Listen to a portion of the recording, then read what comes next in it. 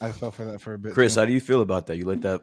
What is she? 11, 12, Yeah, I 13? think she's like 14, dude. You let her Okay, trick so you like, yeah, it's like I said, I used to watch her way back in the day. She's super funny, like roasting people. So to hear that she had like died like as a kid or whatever, it's like sucks. But then you You were find out heartbroken.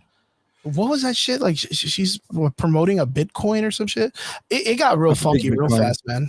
A fake Bitcoin, remember? This is like the shit that you wish that like Michael Jackson had done, where we wish he faked his death or whatever the fuck. Not little Tay. You What a wish wasted. Michael What a, Jackson fixes. Well, well, he did you something. remember He that did shit, something like with back in the kids. day, He did Tupac something and all with that kids. shit. Everybody was always like, "Oh yeah, he faked his death, man. He's still alive. He's living in fucking playing ball in Brooklyn or whatever the fuck." And it's like, Playing ball in I Brooklyn. didn't want to waste that chance on fucking little Tay. Fuck little Tay and her Bitcoin bullshit, man. I wanted Tupac to fake his death and then come back, dude. He's Play at the playing Super two Bowl on or two some in shit. Brooklyn. Yeah.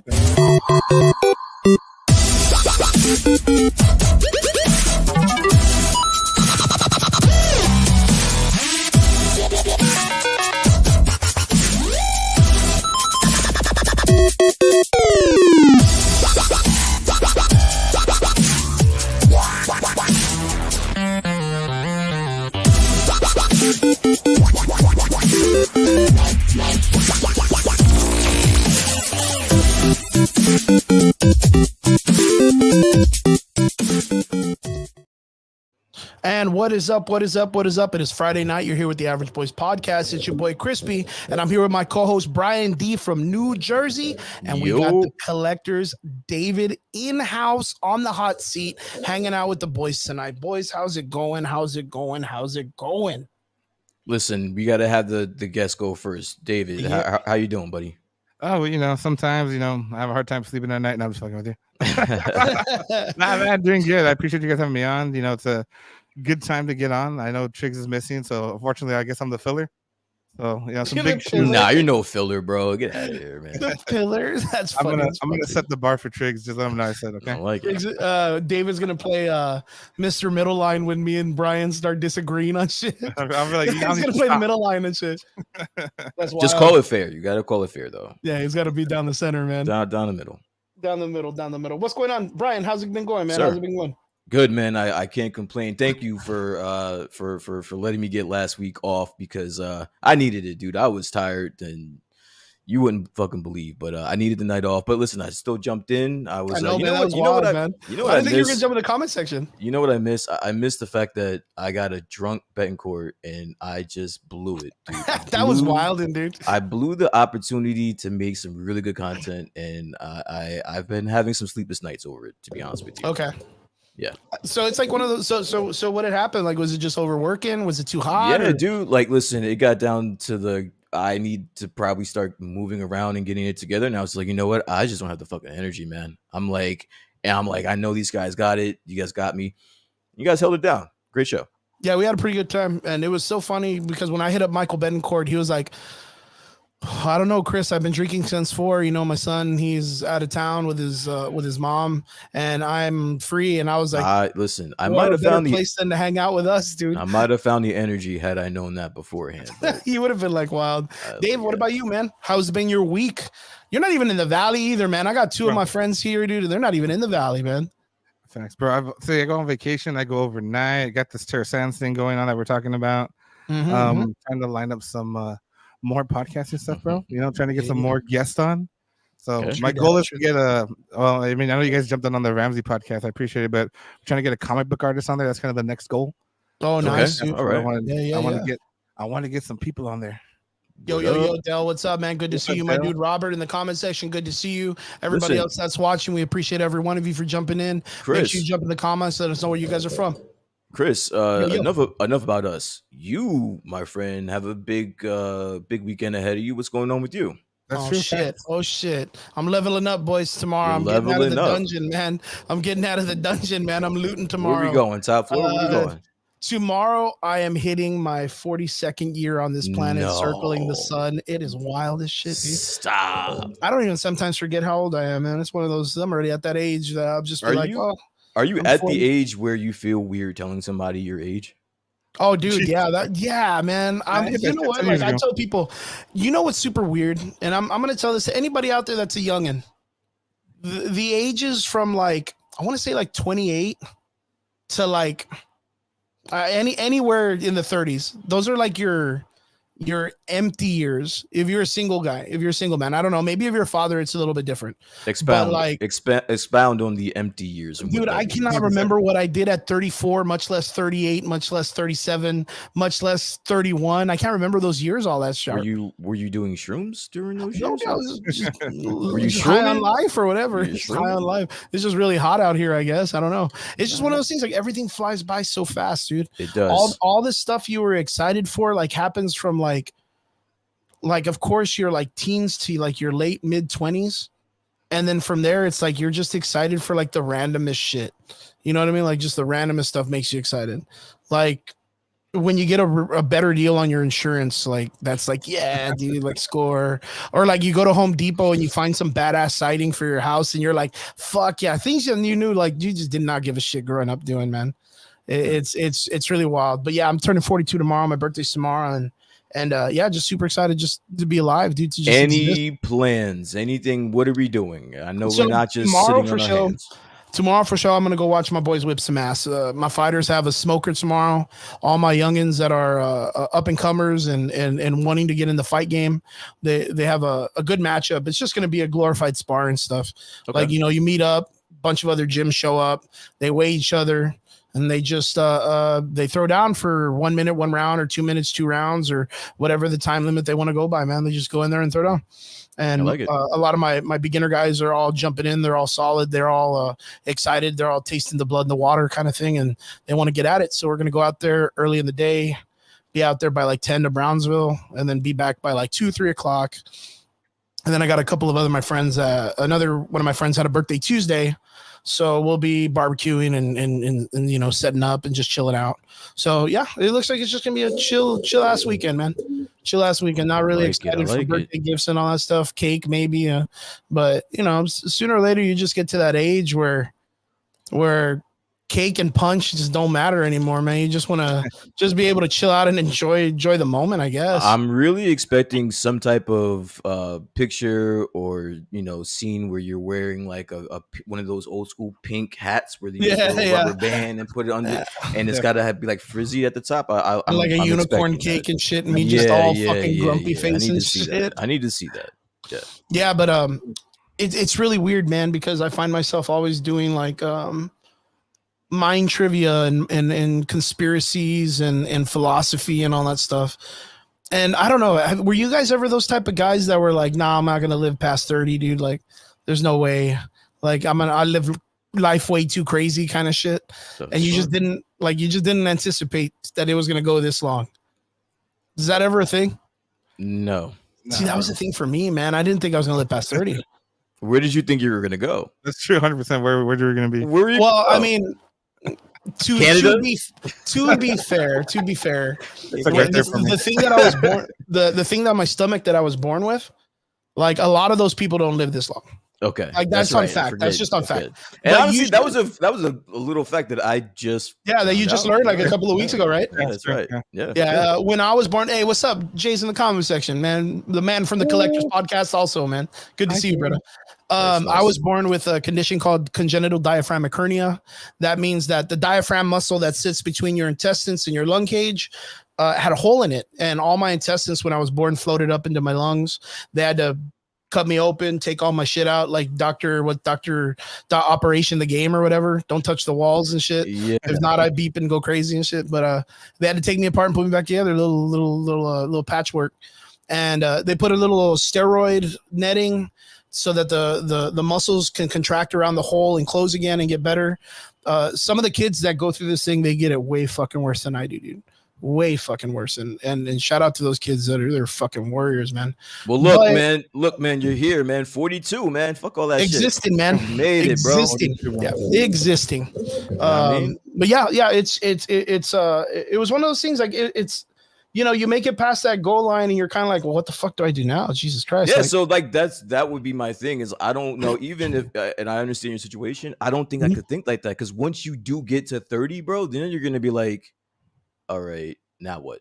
Like now what? What do I do now? Yeah. Yeah, that's been a weird road like that I've been living Yeah. with that constantly in the back of my head, because then it turned into a like like a yearly goal. Okay, this year I'm going to do this. This year I'm going to do that. This year I'm going to do That's this. good though. Yeah, so it's been keeping me on track, man. One of the major things was, of course, the podcast. That was one of the ones I wanted to throw down. I wanted to make sure I had created a soapbox for myself, and I got that because of Huey from the Boondocks. When he would go out and stand on the soapbox and talk shit to people and stuff, I wanted that. I wanted that in some way, but of course, like the nerd culture is my fucking, my community, so I have to make sure I can get in there now. So. Okay. Hey, the comic menu. What is up, my dudes? Good to see you guys. Another podcast in the house. What's up? Good What's to up? see you guys. Good to see you guys. But yeah, tomorrow birthday time and chill out, dude. Yeah. I'll make sure I hit everybody up online and stuff. What's up, Miguel? Thank you for jumping in. Coming in from David's corner. David's got his link up, so a lot of people on his chat in his area is checking this out. Good to see everybody. Welcome to the podcast. Speaking of life. In a cross line of death. Before we jumped on the show, we were talking about this little person that was a phenom, I guess you could say, in the Vine community back in the day. Did you guys hear about this kid, Little Tay, that apparently had died, and then there was like a lot of scrutiny and a lot of like mystery around her death, and now it's like kind of like come full circle that it might end up being like a horrible PR stunt. Did you guys hear about this shit? I definitely heard about it, but David, I'm very interested to know what your perspective is about that. So honestly, I'm not gonna lie to you, bro. I didn't know who Little Tay was. Until I mentioned it on the off show, bro. Like, what the fuck is this? When we were talking about before, I'm like, oh shit. Well, Google's gonna be my thing, but I think she was apparently a Vine thing. But I mean, when you really look into it, like if you really look in like 3 different tabs, it looks like a PR stuff, man. Like, it looks bad, bro. He's tapped in. Yeah, David is tapped in. Now I'm dedicated to that because it just doesn't seem right, man. I mean, I guess whatever sells stuff, right? I guess, yeah. Chris, man, I know in the chat you were kind of had your opinions about it. I would love to hear what they were. Well, I mean, just like me, like back in the day, of course, like everyone that, when you're kind of like caught up on all like the, social media shit and all this stuff, because of the fact that I was so involved in wanting to create something online, content creators and people at the time when Vine was growing up, a lot of people just, you clambered on the close. That's where you hear about Logan Paul and Jake Paul the first time. By the way, really quick, did you guys see that documentary about Jake Paul? No, I haven't seen it, but I heard it's really fucking good. It's really David, did you like it? It's really fucking good. Yo, I came in the chat and I'm like, bro, that shit was dope. That's a really good documentary, man. Yeah, I haven't been able to see it, but I heard like from several people and yourself that it's like really, really good.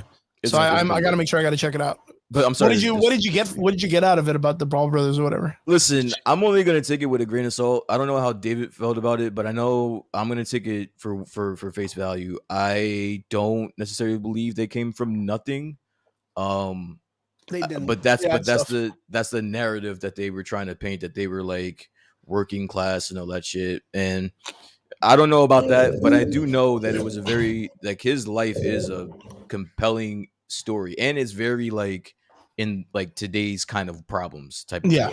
Like it's third world really weird. Or what is it? First world? Yeah. First world problem shit. Yeah. Yeah. More like he was just getting in his own way a lot, being young and dumb and all that shit. And well, that was like that fucking, I don't know if it came from the documentary or not, but there was some quote that was like, if it wasn't for boxing, I would have ended up dead or in jail. And I'm like, bitch, please, bro. You were just on Nickelodeon last week. Fuck off, bro. You're gonna do that shit. Danny in the comments, I totally agree with you. I watched the Johnny Manziel documentary last night, and I have a whole nother chat with some of my other boys, and we were raving. Like that guy is a fucking nut job, dude. That if you guys get time, watch those 2 documentaries, the Jake Paul and if you guys are into football, the Johnny Manziel. Sure, straight up. But yeah, so I knew who Little Tay was.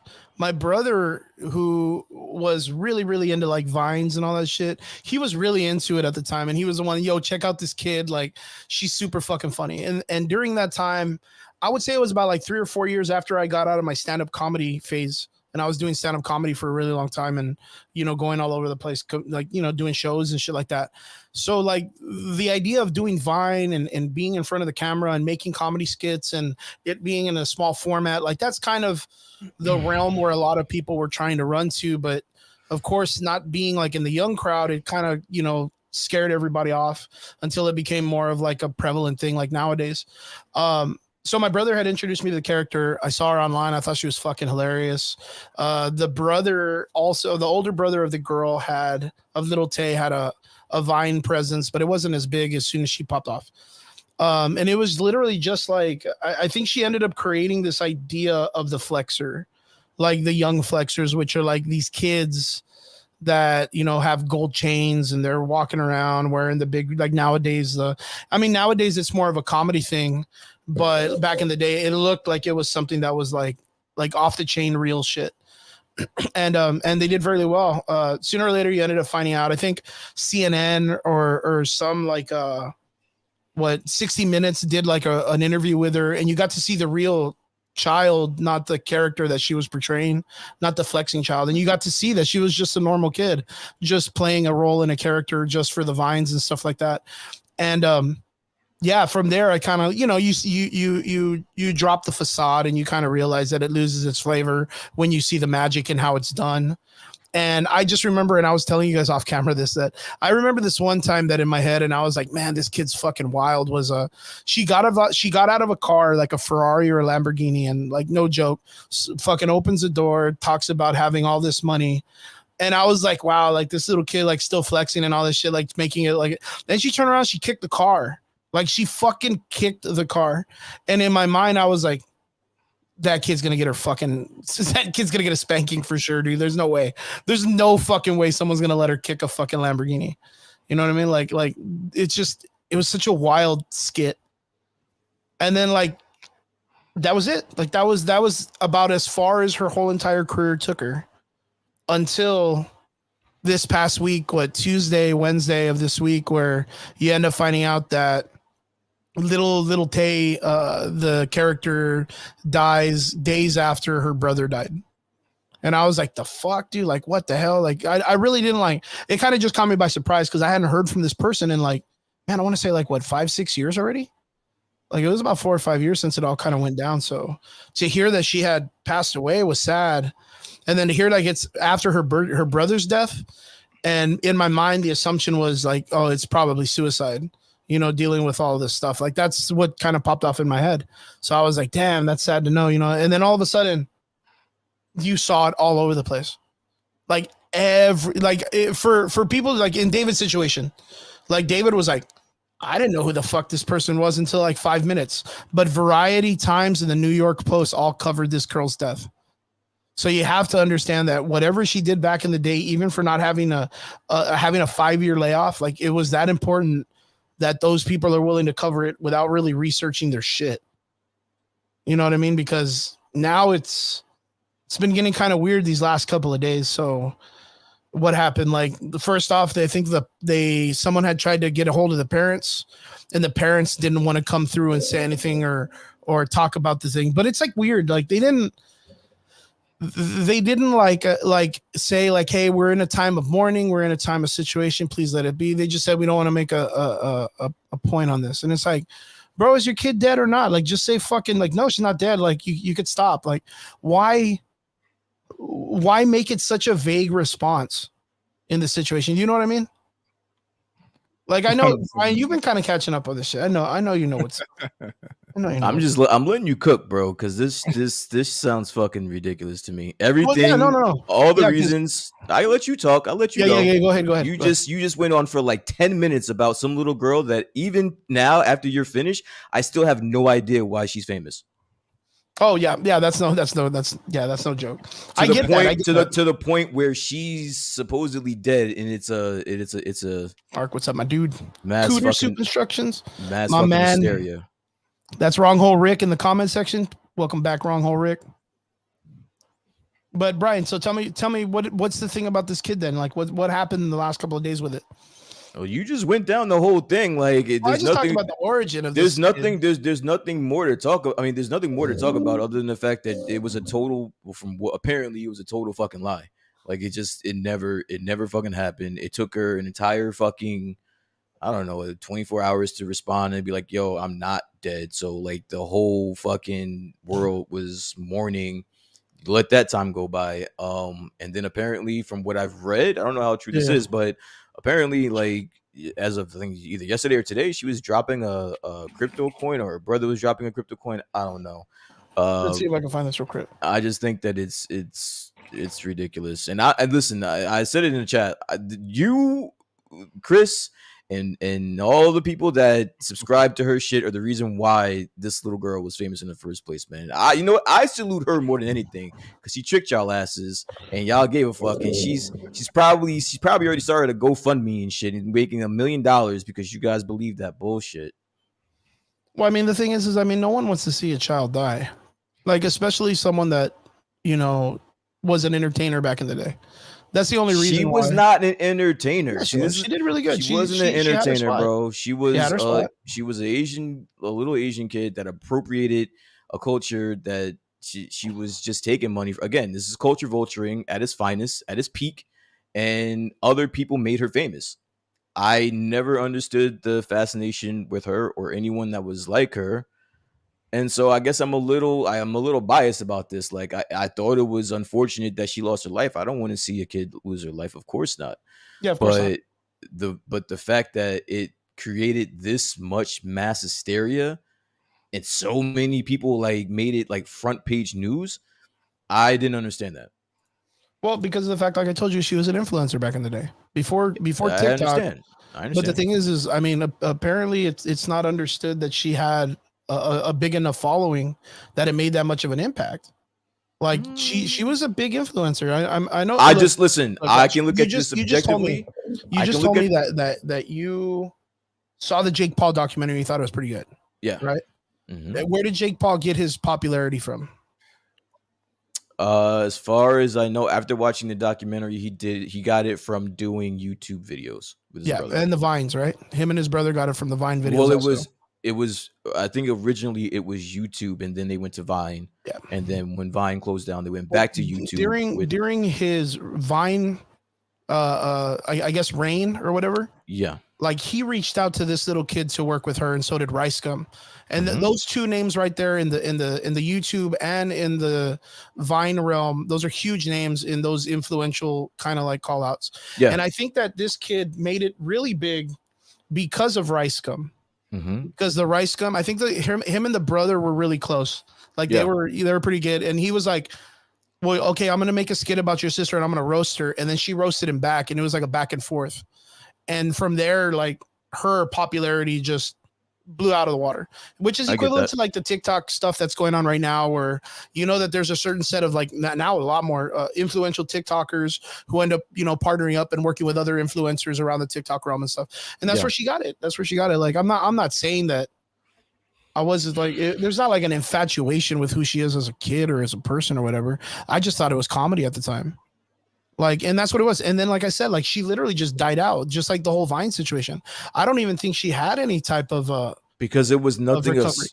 It's not like tangible talent. It's not like a tangible. It was nothing talent. Of substance. Yeah, so I'm saying like true. That's not. You can't call her an entertainer. I'm not going to say it's a skill. I'm going to say it's a skill. You called her an entertainer, and I think that's where. And again, I can be very objective about this. I get the appeal. I get it. It just for me it didn't do anything for me. But what I'm saying is. To call her an entertainer, I don't think I can do that. But I guess, I mean, at the time she was. Okay. Yeah, at the time. I mean, that goes with anybody that's ever created something and got finance from it when it comes to any kind of like content creation. When you think of entertainer, you think of talent, right? You would think. Just in general. So what talent did she have? I mean, just the ability to be able to it's like a VJ or like someone that's able to come on camera. The ability to jack another culture and as a kid. I mean, flexing. Like, I mean, what would be the stealing of the culture of flexing? I don't know.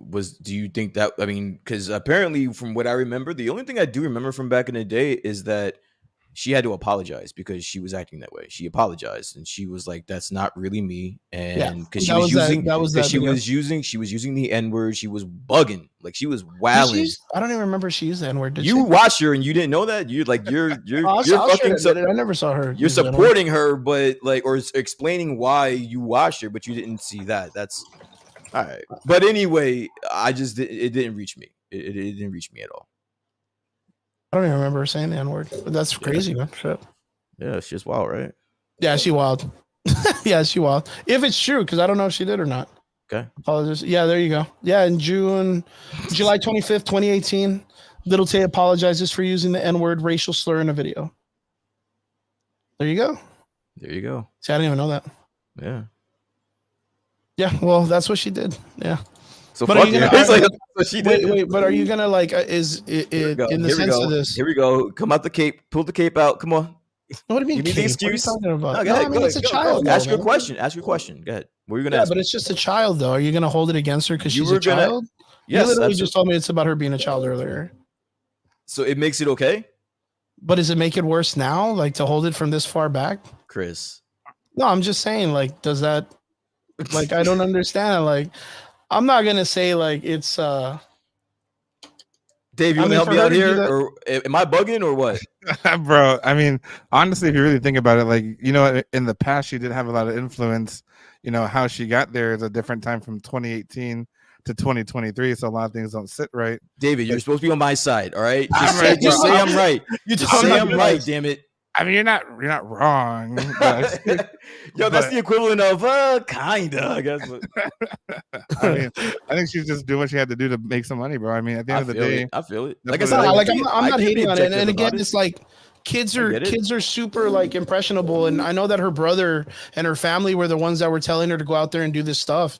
And then I don't know if you guys ever seen it, but there's like videos of this kid like when she messes up lines and she's like, "Wait, what do I do again?" Like you can almost tell like this kid just does not like she knows it's making money and she knows that it's doing something. But it's almost like an impression that they're putting on her, like from her elders. So it's like, who do you blame for that type of situation? Like, you know what I mean? Like the parents, from what I heard, were like real shit with this kid, and apparently, like they still are. But like in the concept of it too, like look at her now. Look at the whole family, like coming in and allowing them to run a whole. My kid's dead. My two kids are dead for like 3 days straight. and tricked y'all asses. Yeah, man. And you know what? I thought it was sad. And the reason why, like I said, because I you don't like want it. to see kids die. Like you don't want to see kids. I mean, life is a beautiful thing. Listen, it's one of those situations where you're glad that she's okay. You're glad that Yeah. she's alive. But I find that shit hilarious. But I'll fucking That say shit it is right funny now. as If fuck, someone's bro. gonna fucking fake That their shit is death, couldn't funny it be as hell. someone better, man? Like, couldn't it be someone Somebody cooler? Like I said earlier, like Nah, if it was someone cooler, y'all would have started donating money. Y'all better Yeah. be happy it was fucking Lil Donating money Tay's. and shit. Yeah, you better be happy it was Lil Tay's ass because y'all was going out the window for Lil Tay. Imagine if it Yeah, was man, someone that's that was crazy, of man. some substance, bro. But You yeah, guys so are fucked. apparently what's going on now is there is a crypto situation that's being surrounded by it. Apparently, the Daily Beast says Little Tay's crypto Hawking's ex-manager blames death hoax on her brother. And it looks like it's gonna be Little Tay's crypto coin released, and it's already flagged as a scam. Yeah, you gonna buy some, yo? You gonna buy some? You should buy know some. me, Brian. You should buy some, yo. I am invested, bro. You should buy some. I should buy some just because I know. You should. Just You 'cause should, I you should know, go dude. support, yo. Just because like 30 years from now, I could be like, remember that cryptocurrency from that kid? So she could trick your ass twice in 1 week. Okay, so let me ask you something for the cryptocurrency. If you bought a crypto, would this be like a collector's item? Because This you know, would- like in the idea of collecting, David, I gotta ask you, you're the professional collector guy. When something is worth value in collection, it is because it's not forced, but it is something that is destroyed, removed in value because it becomes more valuable because it's scarce. Since this situation, since this child has deliberately destroyed her entire career and her cryptocurrency, if I bought one in about 40 years, would this be worth something? you know, it's Tell gonna be the worth truth. it to pay for. Yo, what a Yeah, safe, bro. what a safe answer that was. Yo, tell him he would just be he'd be better off just lighting his money on fire and flushing it Yeah, down the dude. toilet, yo. Yo, you know what, Brian? I gotta ask you this though. Like, what's the deal with cryptocurrency around the nation right now? Like, what is it? Like, is it still like? Because it's like it's honestly, weird, man. It was like on fire for a minute. Like for a hot minute, it was like it was the Little Tay of the e-commerce area, it was. and now it's the Little Tay of the e-commerce area. Same thing. Like it just died off. What's up with Bitcoin? What's up with cryptocurrencies in general? a lot of people would say right now that if you were thinking about buying crypto, this is probably the time. I would just say just do your research and find a right one that fits you. But right now everything's low. It has valleys and peaks, but it's still kind of low, relatively low. So Yeah. I mean, if you're into it, I would say this would probably be the good time to start doing some research. I was gonna say, like, I have seen like videos of people that are ballers that are like, yo, send that guy some cryptocurrency or whatever. And, you know, this barber, it's like an Andrew Tate kind of dude. Like, oh, I'll give that barber, you know, 15 Bitcoin and say what's Wasn't up. it In my in the mind, I'm like, news? I think it was in the news either today. I'm sorry to cut you off. It was either no, that's today or yesterday. What is it? China, Russia, and the brick? Are you talking about Africa? brick? Yeah, dude. Yeah, that shit's still getting wild, man. That So shit I'm is- saying, like, if you're into that, it wouldn't be bad to have to kind of have some crypto. kind of backup, right? So I'm just saying, yeah.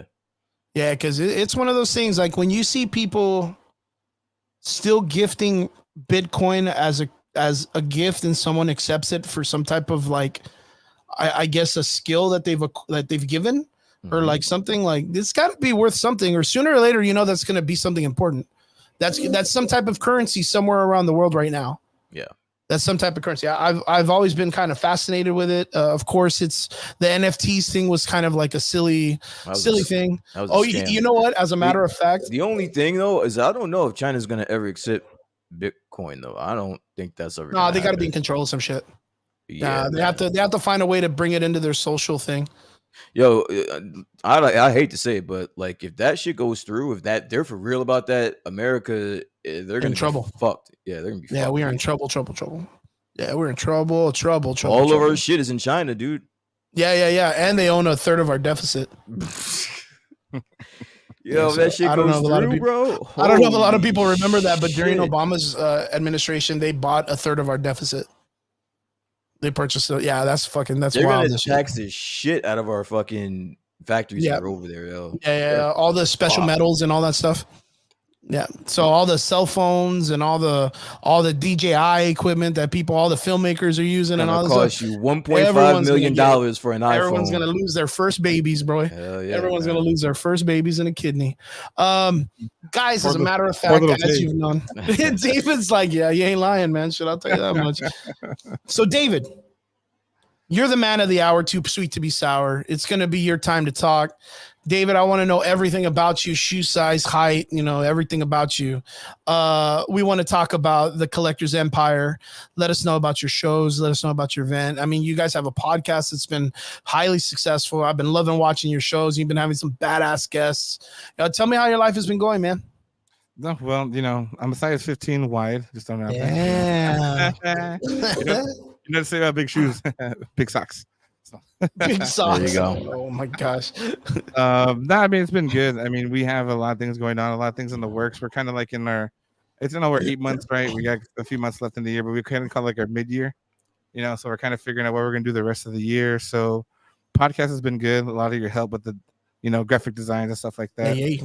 and a guide for that stuff. But you know, we want to focus on talent. You know, we figured, you know, and I know you talked about it before. A lot of little cons keep popping up, right? A lot of little Oh, dude, it's wild, man. How many shows pop up? diversifying the market, you know. So we're trying to build that credibility of just getting, you know, good podcast guests, get the podcast Top onto a quality convention. stuff. Yeah. So that's been it so far. But the more recent thing we have the TerraSand signing on the 27th of August. So that's going to be kind of our big first major one. I can tell you from a business point of view, I lost a lot of money on the contract on that one. This is horrible. You and I have talked about this off a lot off camera, but I know everyone else is kind of new to it. Congratulations on having your first and bringing your first guest to your shop and having the funds to be able to afford it.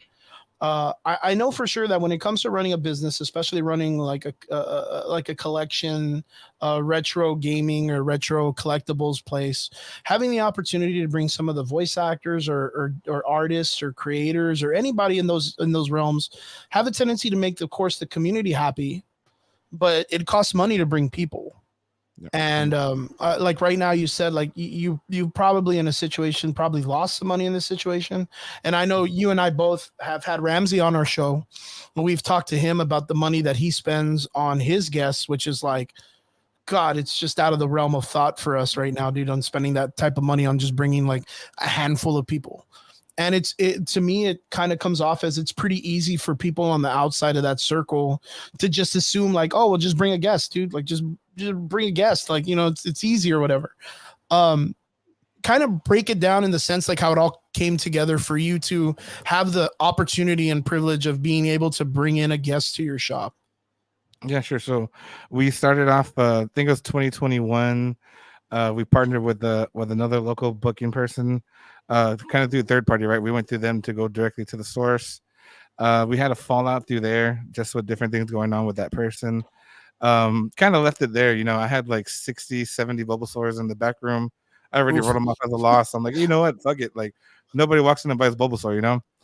And I think I was bored one day, moving to North Dakota. There's not a lot to do here. So I said, you know what? I'm going to reach out directly. So I did the Facebook direct, got a response, and we rebooked her. But little did I know, like they were trying to use that third party person. I said, hey, this situation's happened with this person. They burned a lot of bridges. Is there a way that we can just do one-on-one? Being fairly new to the market, talking to Ramsey, JR, and stuff like that, Mhm. that brought to the podcast. I used some of the little picking at their brain.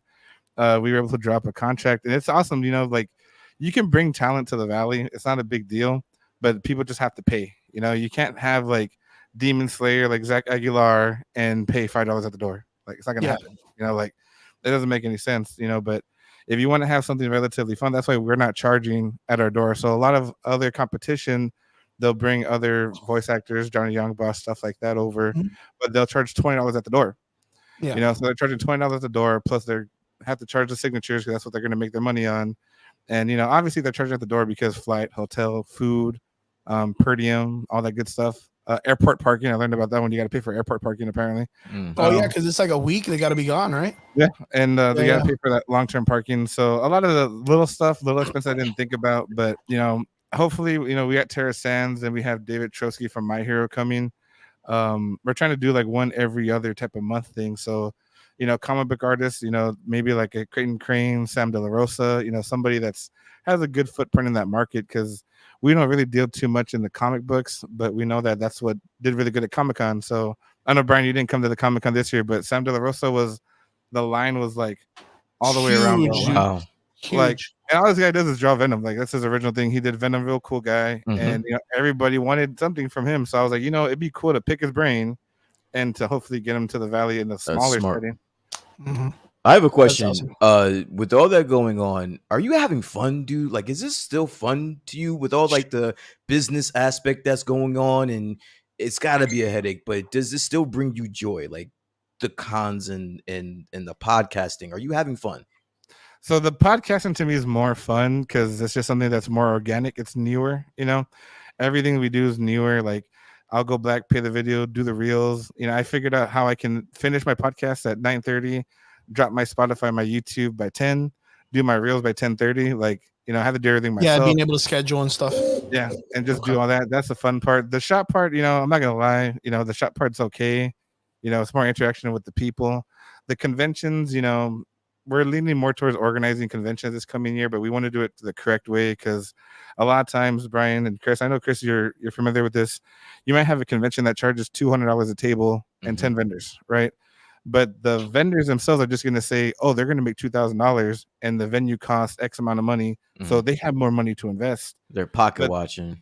Yeah, exactly. But the thing is like for me, when I used to do vendor nights, I would charge $30 a table, 20 vendors, but I would reinvest all that into advertising, water for them. They stuff don't like see that. they don't see the other aspect of it. Yeah. But I get that. it was fun at one point. This one's a little stressful just because the reserve is a little bit higher than what I'm comfortable with, which is why we dropped it to no charge on Sunday. Whether they want to go to Mercedes, they want to go to Edinburgh.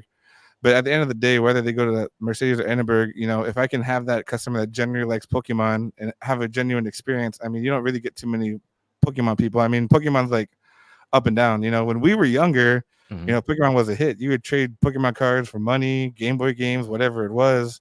And now the generation of kids are into Pokemon. So, you want to copy off that hype. Do you have a set number that you're looking to hit, and if you don't hit that, you'll feel kind of dejected or feel like it was kind of a letdown? Do you have like a certain amount of people attend or a certain amount of things you want to sell there? Do you have that in mind, or you're just going through it hoping to do the best you can and have fun?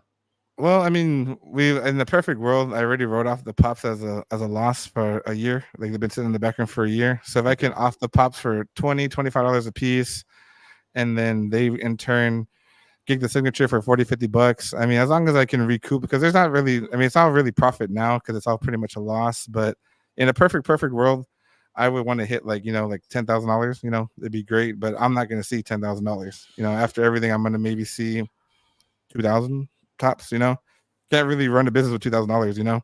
Yeah. But at the end of the day, though, I think it's just giving the good experience to the people, because once you get that buy-in, you have Bulbasaur, then you have My Hero. People are gonna say, well, what's the next thing they're gonna bring? Because a lot of people, they get that kind of superhero I guess superhero syndrome, like it's always a Power Ranger that comes to the valley. It's always a Demon Slayer. It's always somebody else, But now we have My Hero, but we have Preston Mike, not like like a Deku or whatever it is. We actually have somebody that's different, and that's what you want to do. You want to find that, still respect the market, but find something different that's going to drive the crowd. Yeah, kind of have more variety for it. Yeah, more variety, because I mean, I think last year, one person who owned a shop brought like the Red Ranger like a week and a half before the Red Ranger was just going to be at South Texas Comic-Con, and it's like you're almost taking like the piss out of South Texas, a big event, just because you wanted to bring that dude in just to see if you can try to take the hype. I guess I didn't understand it, but like earlier you said that you feel like it might be a loss and that you want this person to make reserve. Like what does that mean lingo wise, like for the community that doesn't know what it's like when you do bring someone? So normally, you come against a contract, they'll say, and I'll just give a hypothetical situation. Let's say you have an X talent that's charging $6,000, right? So you're doing a 2-day event, you break it down. If it's $50 a signature, how many people do you have to turn in that hour? So, a lot of people have a misinterpretation. You can have an event and have 5,000, 6,000 people in attendance, which is good, but if you're not turning the people and they're just lingering, you got to have that respectable balance. And Ramsey's done a good job of that, because he's able to hold them in different powers and then sub the rooms. Like, all right, there's going to be Q&A, there's going to be gaming, this is going to be so and so. Keeping them moving. Yeah, exactly. You're keeping them entertained is the most important thing, right? Yeah, keeping them entertained, and then you're doing that. But the reserve is just making sure that you're guaranteeing them X amount of money. So let's say it's a $5,000 reserve, they only make $3,000. You have to pay the $2,000 difference or whatever it might be. And then if not, you kind of have to suffer the legal consequences of what happens if you don't get this, if you don't hit that. Yeah. Okay. Good stuff. What gave you the incentive to make the jump into bringing a guest to something like this? Honestly, we've always talked about progressive growth. So for example, we did like the vendor nights, they're really successful. They're fun. Yeah. Thanks. Appreciate it. And we wanted to stop and do something indoors. And a lot of times people now are just going straight into indoor events, straight there with actors and stuff. Okay. But they're just kind of like, they're not really respecting the vendor space or the crowd, So if you just do an event and you just throw in 3 different people, it looks cool on paper. I brought 3 people's worth of talent, but did everybody leave happy? Yeah. Was people entertained? Did you provide for your, clients, I guess you could say? Exactly. So the point of bringing the Bulbasaur is it's different. We want people to enjoy it.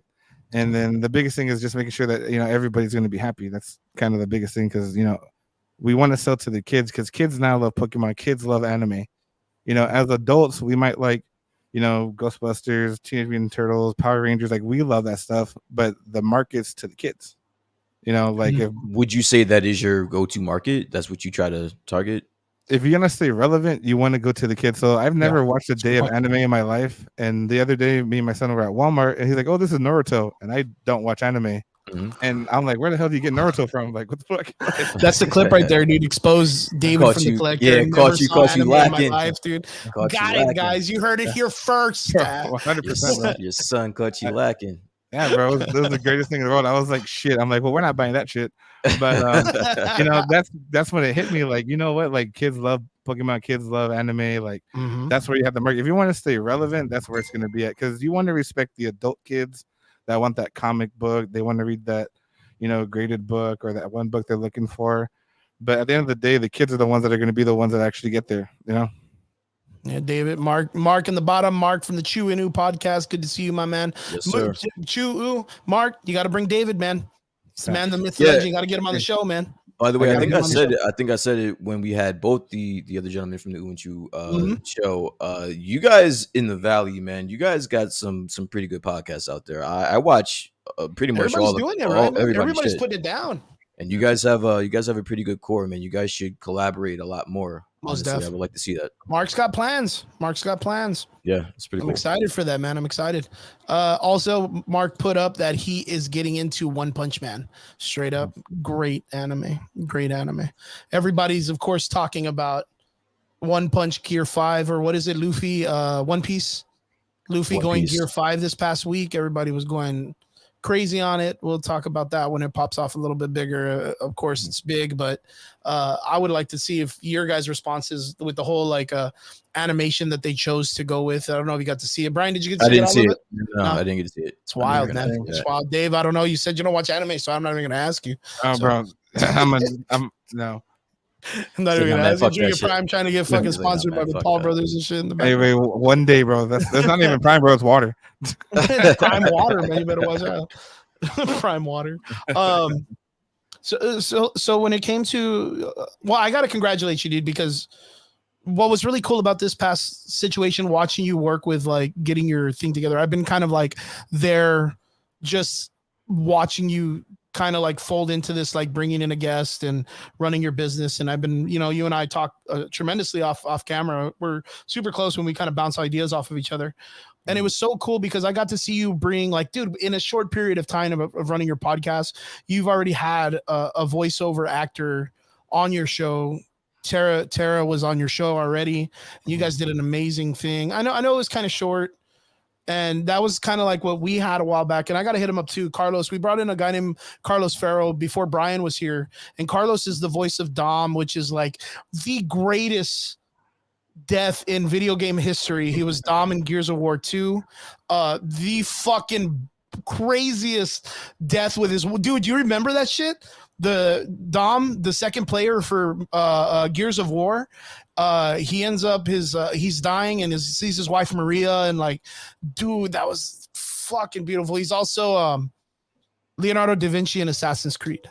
Gotcha. Yeah, he's also I just find it amazing how you will bring up Metal Gear Solid any chance you get. I said Metal Gear, and he's not even in Metal Gear. Look, no, David, it's really impressive on how he does that. We were nowhere near Solid Gear Metal. We weren't even in that realm, and he brought us there.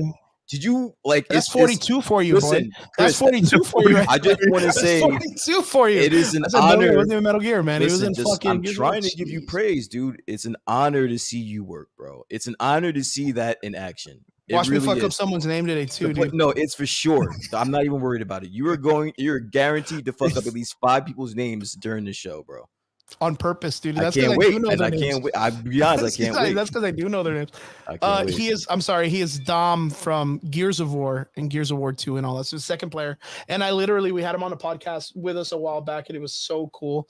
And the way that I did it was I just reached out to him because it was during the coronavirus, and he was just putting up DJ stuff on his Facebook, and he was getting 5 or 6 likes. And I was like, I'm gonna hit this guy up and see if he's bored.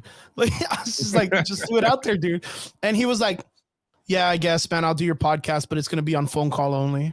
And I only got 30 minutes. So, and then we get into the fucking green room and we're talking, and he's like, you know what? Send me the link. I guess I could put my camera on. He puts his camera on, and I'm like, hey man, nice to meet you. And he's like, yeah, all right. And then we start talking, and he was like, man, dude, I want to be on this show more. You guys are so fucking cool. He was just he fell into it, dude. It's the average boy's catch, dude. Once they meet us, they can't fucking live without us, dude. It's just what it is. Everybody wants to be an average boy. And it was so cool to see you guys with Tara online, and then her get so comfortable and just start laughing and talking about her crafting with you guys. I love that, dude. Being able to bring someone's personal life out without it being just about business. I was so happy for you dudes, and I'm super excited because sky's the limit, dude. Every time you decide to bring a guest and you have the finance for it, you have that nice little niche that you can bring them on your podcast, use their name and their reach, and be able to reach a whole new audience, man. That is so cool. What a way to grow organically with your show, naturally with your business. That was so fucking cool when you guys did that shit, dude. Yeah, I appreciate it. Yeah, the biggest thing is a lot of times people separate the entertainment part from their business. So some people have the collector, then the collector podcast would be a separate thing. We just piggybacked off the following we already have, because sometimes people are like, what do you guys talk about like when we're not around? I said, but we talk shit, 24/7, like, whether regardless of the fact. But some people will ask us, they'll poke at us for business advice.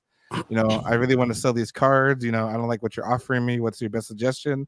I'm like, hey man, if I were you, if you want quick money, I'll buy it. If you want progressive money, post it on eBay, post this. We give a lot of information there because at one point we were lost on the business. We didn't know too much. So to me, it's just right to keep on feeding it. And plus, if you treat people right, they'll come to you for, first, hey, I have this for sale. What's your offer? And like, to me, it's just awesome. And, Tara was awesome. Unfortunately, we had to cut it short due to her scheduling conflict. But, being able to incorporate it, I don't want to give too much away. But like, for example, David Trotsky, we're going to get him on the podcast since he's coming to the RGV sports show. Cool. So we'll have somebody from My Hero. So once we announce that, we'll do the same thing. We'll deep dive into the Instagram, so forth, and see, make it more original. Because believe it or not, I didn't know this about him, but he's actually like a food truck owner. He has like a chef and shit.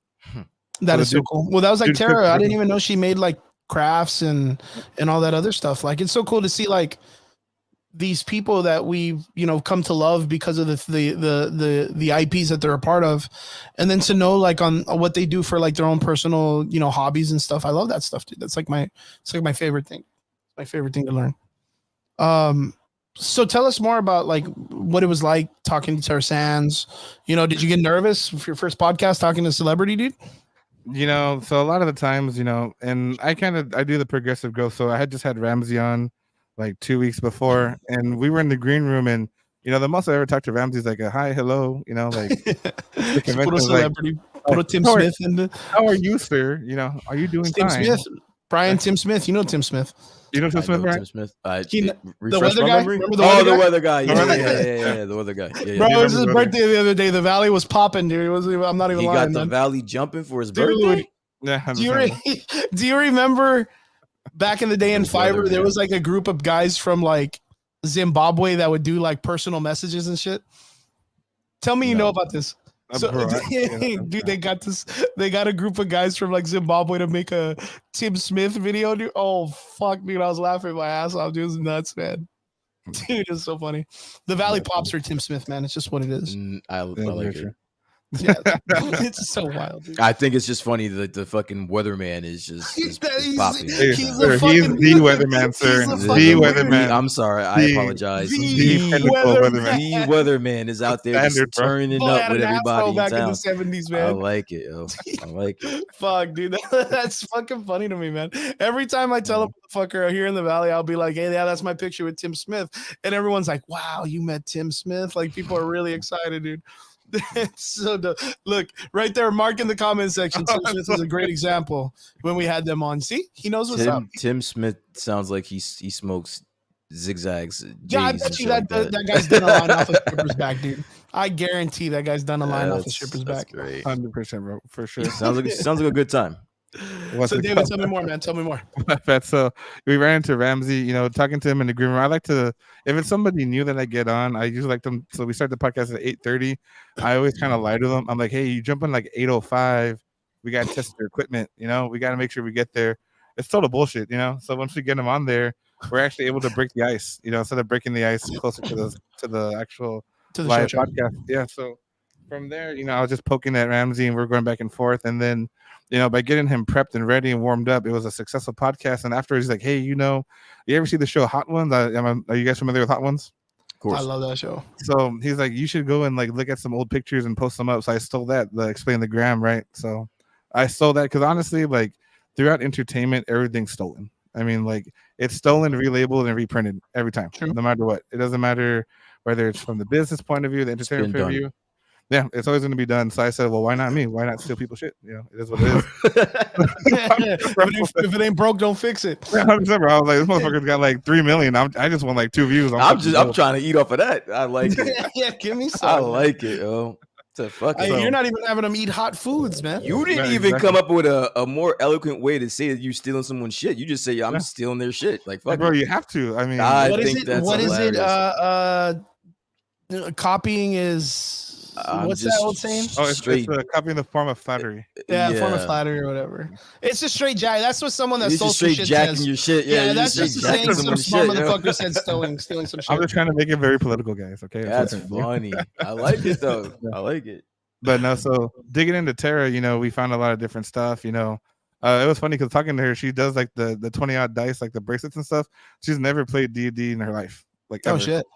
She just She said just that fucking. She just backs Yeah, on it. She just tells it, bro. She's like, somebody told me one day to do it, so I have the press and I did it, and now I make money off it. And I'm like, oh shit, like fuck, I mean, that's if fucking. she's G, making bro. money, man. Fuck it. You don't need to watch. You don't need to get into that shit. No, I you love don't Dungeons get- and Dragons. It's such a cool game, man. They don't get high on your own supply, bro. You be wearing the necklaces and bracelets probably more than her. Yeah, no kidding, dude. That's true. But Dave, we you just play do it- Dungeons and Dragons too, or what? I don't, bro. No. Okay. Yeah, I you were love the fine way with you that. answer. I love the way on, you bro. answer. Yeah, he's Yo, just I like, love, yo, I love telling it, you, yo. man. His responses are fucking amazing, yo. Hey, bro. He's like, I love the way he just answered that because that's exactly how I would have answered it too. So yeah, dude, just straight, just like, I what, you think I'm a definitely nerd or feel what? it. So fuck that. You don't get high on your own supply, so you just gotta know the products. I That's like funny it. as fuck. But no, it was fun with her. So like with Jer and so forth, everybody else, we learned a little bit. You do get nervous in the beginning. I can tell you, like with Tara, I was just like, oh man, like if I say something stupid, like I'm gonna look dumb, But that prep time before, like when you're in the green room, that's the time to do it, bro. Like that's the time to kind of do the kinks, and then you just roll with it. And it was a pretty successful podcast. Granted, like I didn't get the retention time that I wanted. But progressively, from my very first podcast, retention time would be 1 minute and 20 seconds. Now my retention time is holding at 240. So I got people watching longer, but I've also had to cut pace, do some different things to work. Whether we have a guest or it's just me, Fred, or me and Jay, or even Jay and Fred, like we've worked on different things to progressively get better. But honestly, like it's just fun because if you actually enjoy it and you get to get something out of it, and we had people asking her like, what's your favorite character? What's your least favorite character? Like she had fun, like being able to personalize Interacting it. Can I peek behind the analytics just a little bit, David? Sure. I know I want to know through your analytics what combination works best for you guys, if you don't mind saying that on camera. Yeah, no, but I got no problem. So what I've learned is basically quick, simple, and more listening. People are not there to listen to us. If we have a guest, they're more there for the guest. And retention time, basically it'll tell you if you go through your Facebook insights, 3 dots, insights, analytics, it shows you the video and it shows you where your progressions have dropped. So for example, there might be things that, there was a podcast a while back where me and Fred kind of talked about equal rights, equal lefts. Would you hit a woman? Would you not hit a woman? Where do you stand? And Damn, dude, that's fucking dark as shit. So, but you would see analytics go up, right? But then once you said this one line, bro, analytics just dropped like Man, crazy, this bro. fucking conversation went dark so fast. 100%, bro. But you learn from it. That's wild as fuck. But you learn from it because it tells you like who was engaged, the amount of watch time. You're like, we learned from it. We learned we got canceled. We learned they cut our whole show. Like, Hey, bro. So wait, was that like a hypothetical, or did that actually happen? Did you I guys don't know. ask? I mean, it was hypothetical. We just, I was about to say, I was like, fuck, dude. if Like, it were to you're answering happen, the real what would questions. this Like, be? Yo, nah, he's trolling. Yo, he's trolling, Wow. bro. No, That shit. you know what it was? fuck, It that was was Jonathan Majors, bro. crazy. It was dude. John. It was Oh, you Jonathan can't Majors. blame the black guy. Oh, that's what it was. Okay, all right. No, So no, you guys it were was talking the about whole that. the situation with his Gotcha. girlfriend or whatever it was. Gotcha. So that's what kind of drove the conversation. So it went up, And it went just- up. Yeah, I was gonna say that's a fucking. It just drove that conversation. Drove you guys literally off the deep end. That's It was that's great, bro. crazy. It was great though. I learned a lot from that one. But that otherwise is good. So I learned that a lot of times when you do an intro, we used to do my name's David, this is Fred. Like a lot of people would just drop off. So we just go straight into just talking. So we just go and then boom, we just talk like whatever it is. Sometimes I might actually be like, oh guys, thank you for joining us. But I just go straight to the conversation and retention time goes up a minimum of 15 to 20, 30 seconds. So That's pretty good. Good to That's know. pretty fucking good. yeah, I'm a number guy, bro. That's the numbers don't lie. Chris, man, where's our analytics guy, man? Where our analytics, bro? We Like, are this the guy is analytics. this guy is tapped in, bro. Like we need to get are it we are together, the man. analytics. If our shit doesn't work, we're gonna stick to it till it does. This guy is on the seconds. All right. I mean, barely, but yeah. I'm gonna ask you for analytics for this one when we're done. Just FYI. He's gonna Oh, need that'd you be to cool. email Like, I that to don't him. really get into analytics too much, needs and to the reason know. why is because you know, if you ever break into anything that's going to be like podcasting or content creating or anything like that, everybody tells you like, your first 100 is going to all suck. It doesn't matter what you do analytics wise. And this is the same thing as when I talk to my fighters. That's the way I break it down, which is like, I got a lot of my fighters that are like tomorrow they're going to do their smokers. So all of them are like, hey coach, like, so do we watch video? What do we do? And it's like, watch video on what, motherfucker? Like that other person you're fighting in, a professional fighter that's been doing it for like 12 years. You ain't got nobody's game to watch. You're going to go out there, you're going to throw down, you're going to learn to just live life, dude. You can't watch video on people who don't got video. So like when it comes to like this, like we haven't, even with us, we've reached 167 episodes, 150 episodes or whatnot. And we're still finding ourselves as a podcast so people can do it. Like so when I do, I want to ask you a question right there. I don't want to lose this point really quick. So then what do you do when, and I'm not saying, you know, anything specific, but just I'm a podcaster as well. True that. What do you do in a situation where you're moseying along in that capacity, but then at some point something needs to change? Do you ignore it or do you change it? Like if it, like, when does the numbers come into play? I think you really have to have a really good carbon footprint in the situation to be able to do it. If it's way too early, you're still figuring yourself out as a person that's making up a niche personification of yourself online. That's like when I get online, I'm like, what's up? Welcome back. It's Friday night. Like I say the exact same thing because in my opinion, I am comfortable when I jump on a show and the person says it and I end up saying it alongside. I end up saying, what's up? Welcome back. It's Friday night. You're here with the Average Boys Podcast. It's your boy Crispy. And I'm here and I end up saying the same thing as they do. Like it's catchy little things that I feel that work very well in the beginning in giving yourself something. That's like with Mark, shout out to Mark in the comment section. He's always such a badass dude. But are you going to buy it though? Like that for a minute was something that, you know, Robert was telling us that friends of mine that were watching the show were like, but are you going to buy it though? And I'm like, that's a catchphrase. That's kind of like what you get the more people watch you over and over. See you later, brother. Good to see you. Thank you, Mark, again for jumping in the podcast. Always a pleasure having you, man. Those catchphrases help you grow also. So like Dave and Frederick and Jay, if they called on Jay and every time Jay said some shit, he was like, bazinga or some shit. Like if they did that for like 15 episodes, some motherfucker in the comment section is going to be like waiting for Jay to say bazinga. Like, you know what I mean? Like, because it's a catchphrase. It's what people kind of like, it's psychologically releasing of endorphins in the brain that help you kind of like stuff. Can you just say bazinga again for me, please? Bazinga. I got a duet on that one. Yeah. I forgot what it was, but this past week, Thanks, I made my roommate laugh because she said something about she was going to go hang out with friends and she was going to do some stuff. And I was like, you're a silly goose.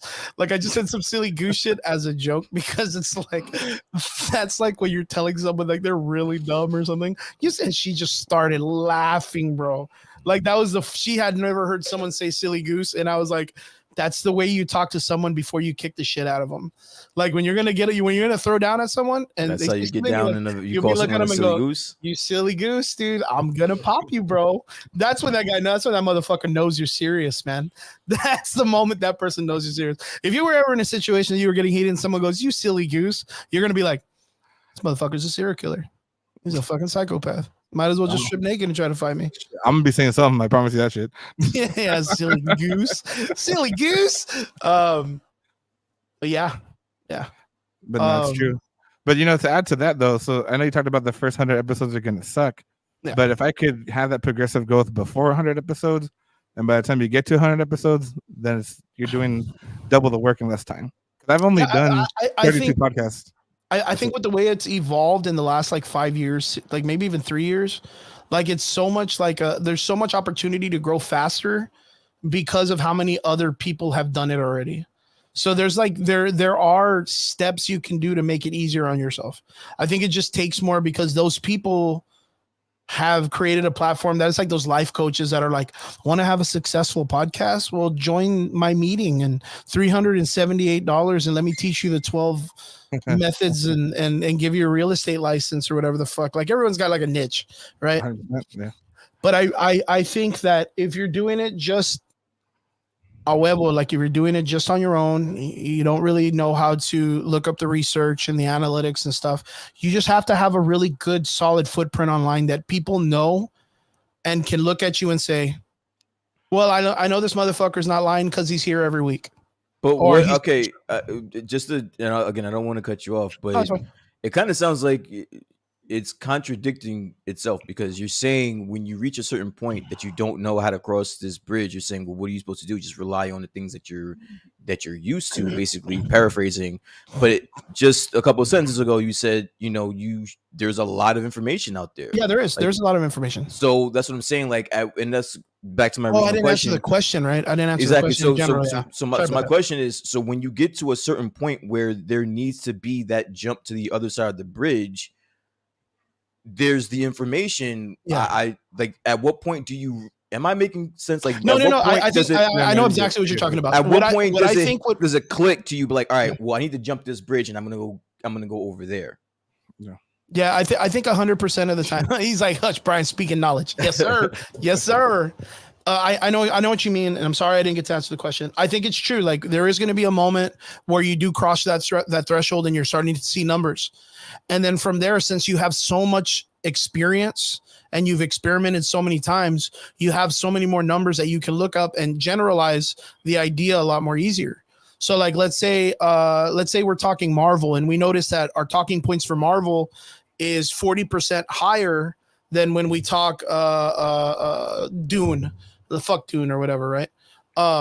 Since Sugar's not here, since Sugar's not here, let's talk shit. I'd say it if he was here. You're like, fuck that guy. So let's say our talking points for Marvel are up here and people really tune in for it compared to Dune. But then let's say when we talk DC's lower because people aren't at all entwined with DC and they care more what we have to say about Marvel because they're more, because it can go to different factors, right? Because it could be like they like what we're saying about the series or the IP or whatnot, or maybe they're that invested in the IP themselves that they just want to hear a different opinion, but they want to know about the IP and not the opinion. Does that make sense? But you have that opportunity because you have so many numbers. Like early, it's very hard because like David, you're about, I want to say about 30 episodes in. 32, sir. 32. Yeah, you see, I'm pretty close.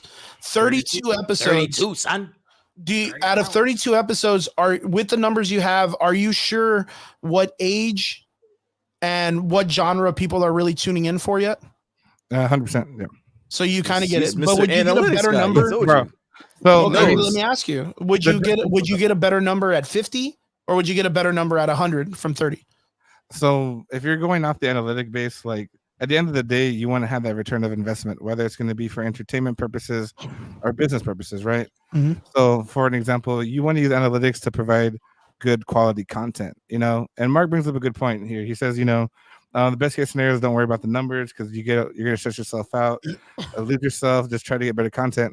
But what you think is better and what the audience thinks is better is two different things. Inventor psychology.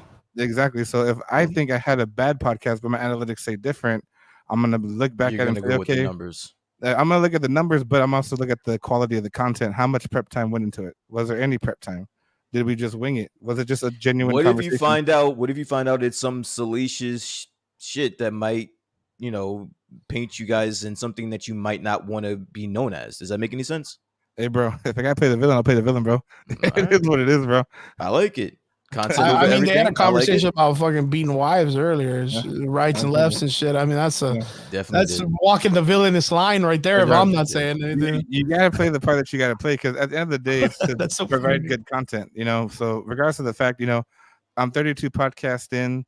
I have some that do better than when I have guests. I'm maybe like no more than 10 guests in 32 podcasts, 22 organically with just conversations.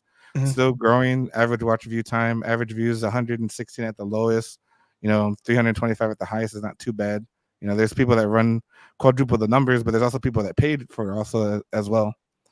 But I mean, it just depends. I mean, honestly. True that. And what do you feel like when you get to advertise or organically compared to you paying out? Do you feel like the numbers are staying, or do you feel like you get more? I mean, you get more interactions, but are people staying for the content? Yeah, so the retention time is going to be the biggest key. So we have the retention time lined up with views. So, I've organically grown. Then when there's a plateau, you add a little bit of water. So you pay for, the best clip that you have. You sponsor that clip for X amount of time. And then the clips from there going forward, you might have 236 views. You run a 3-day ad, $10, $10 is a cup of coffee, Then the next set 5 episodes you do, your average views go up 100-200 people. And then once you get in the plateau, you just keep growing and growing. But I mean, at one point you can stop advertising, it just grows on its own. That's the best organic growth that you can have. But there's nothing wrong with taking the hot stick and adding more fuel to it. Or the worst thing you can do as a creator is take that shitty clip and then want to grow that clip. That's what you don't want to do. So you would let your analytics or your reels run for 3 or 4 days and then boost it by the next 4 days for my next podcast. That would be kind of the way that I kind of carry it. Okay. Good point. What's been your most successful run right now with the podcast? Has it been the Terra Sands episode? So I want to say it was Ramsey's first one when we started about like his growth, and then the second one was JR from Zobi, and then it was Terra Sands, and then right now analytic wise is going to be the one with Ramsey again. But for those, that conversation was kind of like there's a lot of drop off points, but it was still organically good. But I think it's just all the development. So like I know for a fact when the Ramsey first got on there, I put in about 2 days of research onto that, right? JR came on, I put about 3 days of research. Terra came on, I put about 1 whole day, like from morning to pretty much afternoon, from 8 to 8. I put 12 hours just straight digging into everything. And then there's times where we just have a BS conversation that still does good too, like out of the error coincidentally. But I think we just owe it to ourselves to have good entertainment.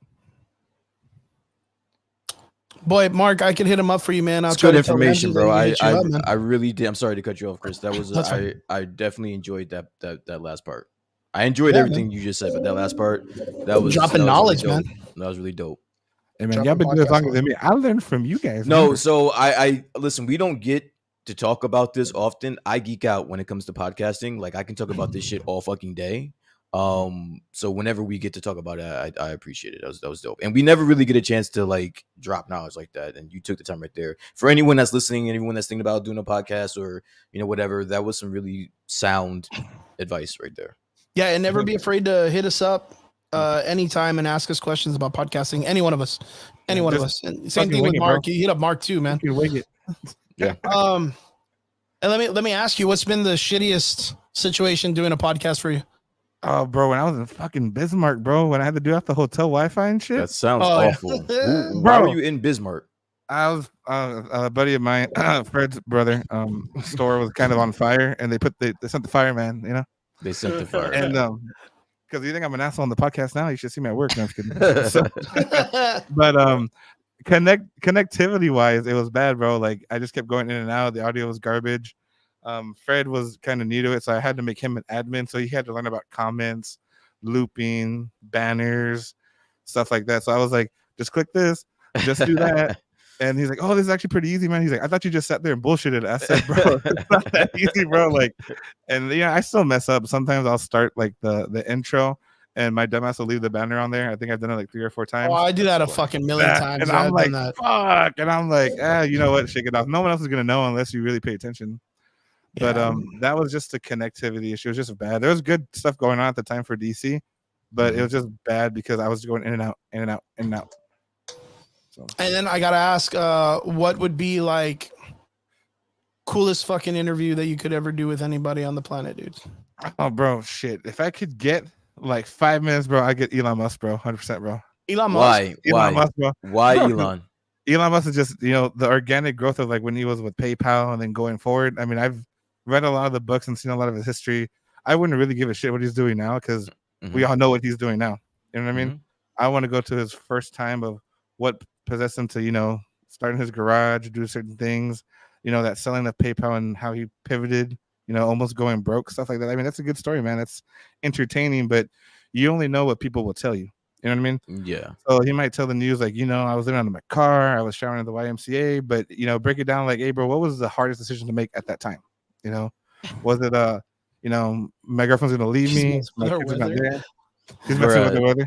Listen, stop the cap, bro. How much are you gonna ask him to hold? you're gonna ask him to borrow some money. How much money you gonna ask him to bro, borrow? I would have He's asked him. I'd ask him for He's 20 gonna bucks. ask How much? me. See, I didn't even ask Chris. I know he's asking for fucking I'll money. ask So 20 bucks, man. 20. I'll be like 20 bucks, bitch. This Let's guy's like go. one of the 20 richest guys in the world. What are you He's gonna talking be like, about? I've never even seen, man. I've never had seen someone dollar bill like fucking for 20 Bro, years, if you don't give me 5 million really quick, bro, I'll give it back. I promise you, I'll give it right back to you. Just let me hold 5 Give it mil. right back. I'll I just give want it to borrow it right for back. I just want to 2 seconds. borrow it. I just want to know. I just want to see my bank account with it. I just give it real quick. right back, yo. I cash out. He'll never see that 5 million again, bro. I'm out. That's wild, man. Yeah, Brian, he's what gotta about be you, young man? enough, Who would be your guy, man? Shit, man. Who would be your guy on the couch, man? If you could interview any person, man. If I can Can't think of interview one. anybody, I don't know. That's a spot question. I think right now, one person who I would like to interview, or at least be in the room while they're being interviewed, is Mike Tyson. Ooh, that's good. Mike Tyson. I That's a good wanna. I don't know if you guys listen to his podcast, but I listen to a lot of podcasts, and I listen to his as well. He'll say some off the wall shit, but he'll also back that up with like some really inspiring, introspective shit as well. Like, I just like the way that he views life in his past. I think that shows just an enormous amount of growth that I think I can't speak for anybody else, but I would like to excel to. He's got some type of like perspective, introspective, enlightenedness that I wish to get to in some point. Preferably without the path he's taken, but like I would like to get there. The guy that How I much would. you asking for? I would definitely ask him. I'd probably ask him for 5 million too. You're I'll probably give gonna it- ask him for a bunch of Or gummies. Tiger. whatever You have he's to say I'll saying. give Tiger. it or a tiger, but I'm gonna sell that on the black market, so it doesn't make a difference. Like, whatever, man. There's this guy that I like watching because he's an interesting fellow. His name's Lex Friedman. He's Okay. a podcaster. He's kind of like a monotone gentleman, very well spoken, very part of like the political, I guess, jargon area. He'd be someone I'd want to talk to. Philosopher, historian, Brazilian jiu-jitsu guy, just someone interesting that I would want to I want to have like a deep philosophical conversation with this guy. Mark, you got to pay for that, buddy, man. We don't show ears around here, man, for free. Yeah. Yo, what is Give it? me- Give me 5 million. Yo, if I got to interview Mike Tyson, I'm gonna be like, yo, bite my ear real quick. Everyone's paying 5 million for bite everything. my You guys ear are- for a picture, dude. That's it. Straight. Wait, Straight. real quick, since we're talking about podcasts, what do you think about that fucking chick that interviewed Drake? That Bobby chick. She's a plant, dude. 100%, That's her fucking character, right? Yo, Bro, but dude, that's have good, you bro. seen? She's funny though. Yo, Have you seen that shit, though? she's got an interview with Drake. She's got an interview with Mark Cuban. She's got an interview with Tyga. She's got an interview. She just interviewed did- a lot of She motherfucking just did people, one dude. with someone else that I just saw today too. She's an industry plant. Yeah, it's her character. It's like her niche, but it's really funny. Like it's very much like that one dude with the mullet that goes and interviews people. Like I don't know if you ever saw the interview with Hezbollah when he's Okay. like, you can't read or whatever the fuck. Like he's always picking up. It's like Oh, this is talking shit. The Oh, you know trolling what would guy, be yeah. funny? Theo Vaughn, man. That guy's wild as fuck. Oh, Theo Vaughn's Theo. so hilarious. cool. dude. Yeah, he's funny as shit. There's just so many people, man. Just so many people out there that are doing amazing things on podcasting. So many things. So David, you were speaking about comic books earlier. What you said that you figured that's you're not into comic books, but you were selling comic books. Is that what you said? Yeah, 100%, man. I just it was during COVID. My buddy Homer at Neon Comics. I know he's not watching, but if someone wants to tag him, that's cool. Okay. He was talking shit one day. He's like, I've built comics my whole life. You can't learn what I learned. I'm like, bro, this is 2020. This is COVID, bro. I'm gonna learn this shit. And it was more of a, you say I can't do it, I'm gonna do it. And then obviously there's a business aspect to it, Mhm. But organically, there's once you kind of, I'm a huge Captain America fan, So Mhm. I lined up Captain America's and then just built around. Oh, you and Brian will get along real good with that one. Fuck Brian Captain don't like America. Captain Listen, America. listen. Don't get me wound up. Listen, I only bring up the comic books because apparently, Chris, we learned earlier today in the comics. Well, not in the comics, but there's going to be a video game adaptation of a comic book that's been brought up here a few times. Do you know anything about that, sir?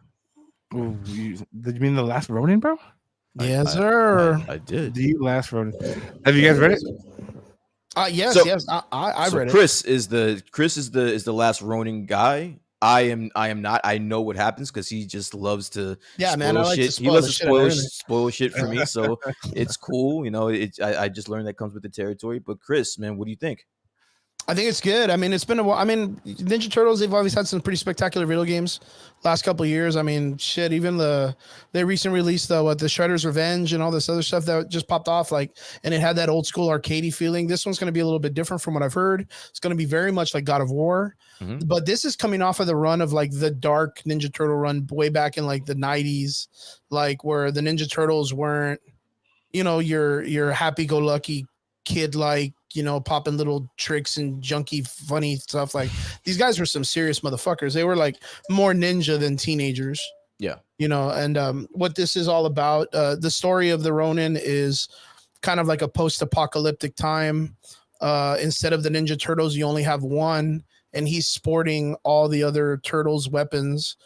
Because you find out that 3 of the brothers have died and 1 survived. If you know who it is, that's fine. I don't want to ruin it for you, man. Wait a minute. Wait. Are you kidding me? You're gonna you ruined it for me, but you won't ruin it for the casual listeners. Are you kidding me? Bro, the cool thing is Michelangelo, bro. I fucking did it. I like villain, bro. Jesus, but you know what? Man, I'm not gonna lie. I remember we had our podcast and we all did that guess of who we thought it was gonna be, and man, that was like an Avengers moment for me.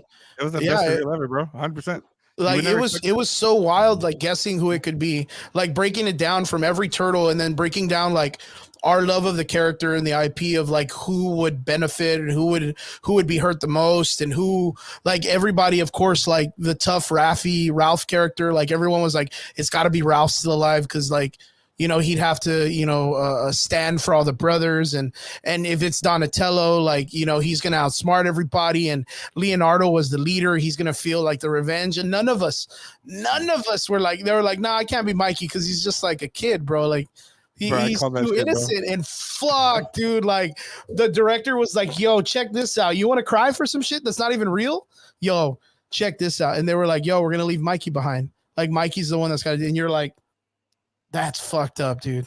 I'm pretty sure if I had to guess, I would have said Leo. I think Leo. Right? There was like Michelangelo was like my last choice, but I know if I was a writer and I wanted to tear the heart out of my readers, Michelangelo would have been the cast. Makes sense. Because it's like you're expecting a Ralph, you're expecting a Leonardo, kind of casually expecting a Donatello, but Mikey would have been like your last choice. He was the one you would have no bet on, bro. Like, yeah, 100%. You would have been the one that, like, maybe, you know, in a battle he would be doing something stupid and get caught slacking, and you're like, man, it's just because he's dumb, like poor innocent Mikey, and you know, to leave him behind and to see him like broken and withered and just dealing with this trauma, like this PTSD, is like, it's so heartbreaking. The story is just spectacular. When it was coming out, it was really good. I know that there's some parts of the book that you're kind of like, that's all right. That's a little weird. April O'Neil's still alive. Like Casey's daughter, they had a kid together. So now Casey's daughter is the one that's going to be like out there with the mask. Michelangelo is not on a revenge story. He's like on a fucking Chuck Norris death drive. Like, I'm not going to come back kind of moment. So okay. Like, it's pretty dark when you're reading it. And he's like, you could follow if you want, but I'm not really planning on coming back. And you're kind of like, well, you can't die, dude. Like, you're like the last of the 4 characters I love. Like, you have to live past this. But then reading the character on how he like mourns his brothers and doesn't want to be alive is just fucking spectacular, dude. It sounds pretty deep. What are your thoughts about them turning this into a game, though? I think it's fantastic. I think people with all the cutesy bullshit stuff that goes on right now with like the Nickelodeon and Disney version of Ninja Turtles, I think people need to see one of them that's like, hey, you know what? Like, the Ninja Turtles really don't fuck around. Like, it's not just a kid's story. Like, there's a dark, deeper story to this, and we're gonna show you some shit. Like, we're really gonna show you some shit. To see that it's gonna be like a dark, you know, bloody story, and I really hope it's like a Ghost of Tsushima kind of like adaptation where it's like not cartoony. Like, you know, I really hope it's dark. I really do, because it's going to bring a lot of homage to the original comic books, man. The original comic books are the way it used to be. So I'm excited. I think it's gonna be cool. I myself probably gonna buy this game for sure. 1,000%. Probably gonna buy this game. I listen. You put that perfect. I don't have anything to add to that. David, who was your favorite turtle growing up? Yeah, Oh, favorite turtle, bro. Donatello, bro. Donatello. Donatello, bro. Donatello. 100%, bro. No one ever says Don. Why is Donatello your favorite? Bro, because the thinker, bro. You guys He's a think. thinker. Remember, life is a chess game. It ain't checkers. We don't play the move. We play to win, bro. 100%. Yo, but okay. That's a that's a little too like fair though. Like if you just say which one's your favorite Ninja Turtle, Why? Ninja Turtle world, who's your favorite character? Because Oh. like I when I was a kid, like I had a bunch of the toys, man, and I got into the cartoon super crazy. Yeah, but which one of those did you like better than any of the turtles? Yeah, Usagi I mean- Yojimbo, the rabbit samurai. No one fucking liked him. He was I like, love Usagi no one- Yojimbo, shut man. up, I bro. even know the artist is biased. Stan Sakai. Dude. I'm about that life, bro. Shut up. Should I man. show you right did now? I Not, got like you saved photos of that motherfucker on my did phone, not man. like him better than any of the turtles. Knock it off. That's cap, bro. Yo, you wild, man. You crazy. Cat. So there was like, okay, so like you guys didn't collect the toys. You didn't like any of the toys more than the Ninja Turtles. Bro, I Of would course, fuck of- my brother's toys. Yeah, of course, but that was only because the turtles needed someone's ass to kick. That's the only reason why we got the Ah, fucking. man. You crazy, man. No, not Bro, about that nobody- life.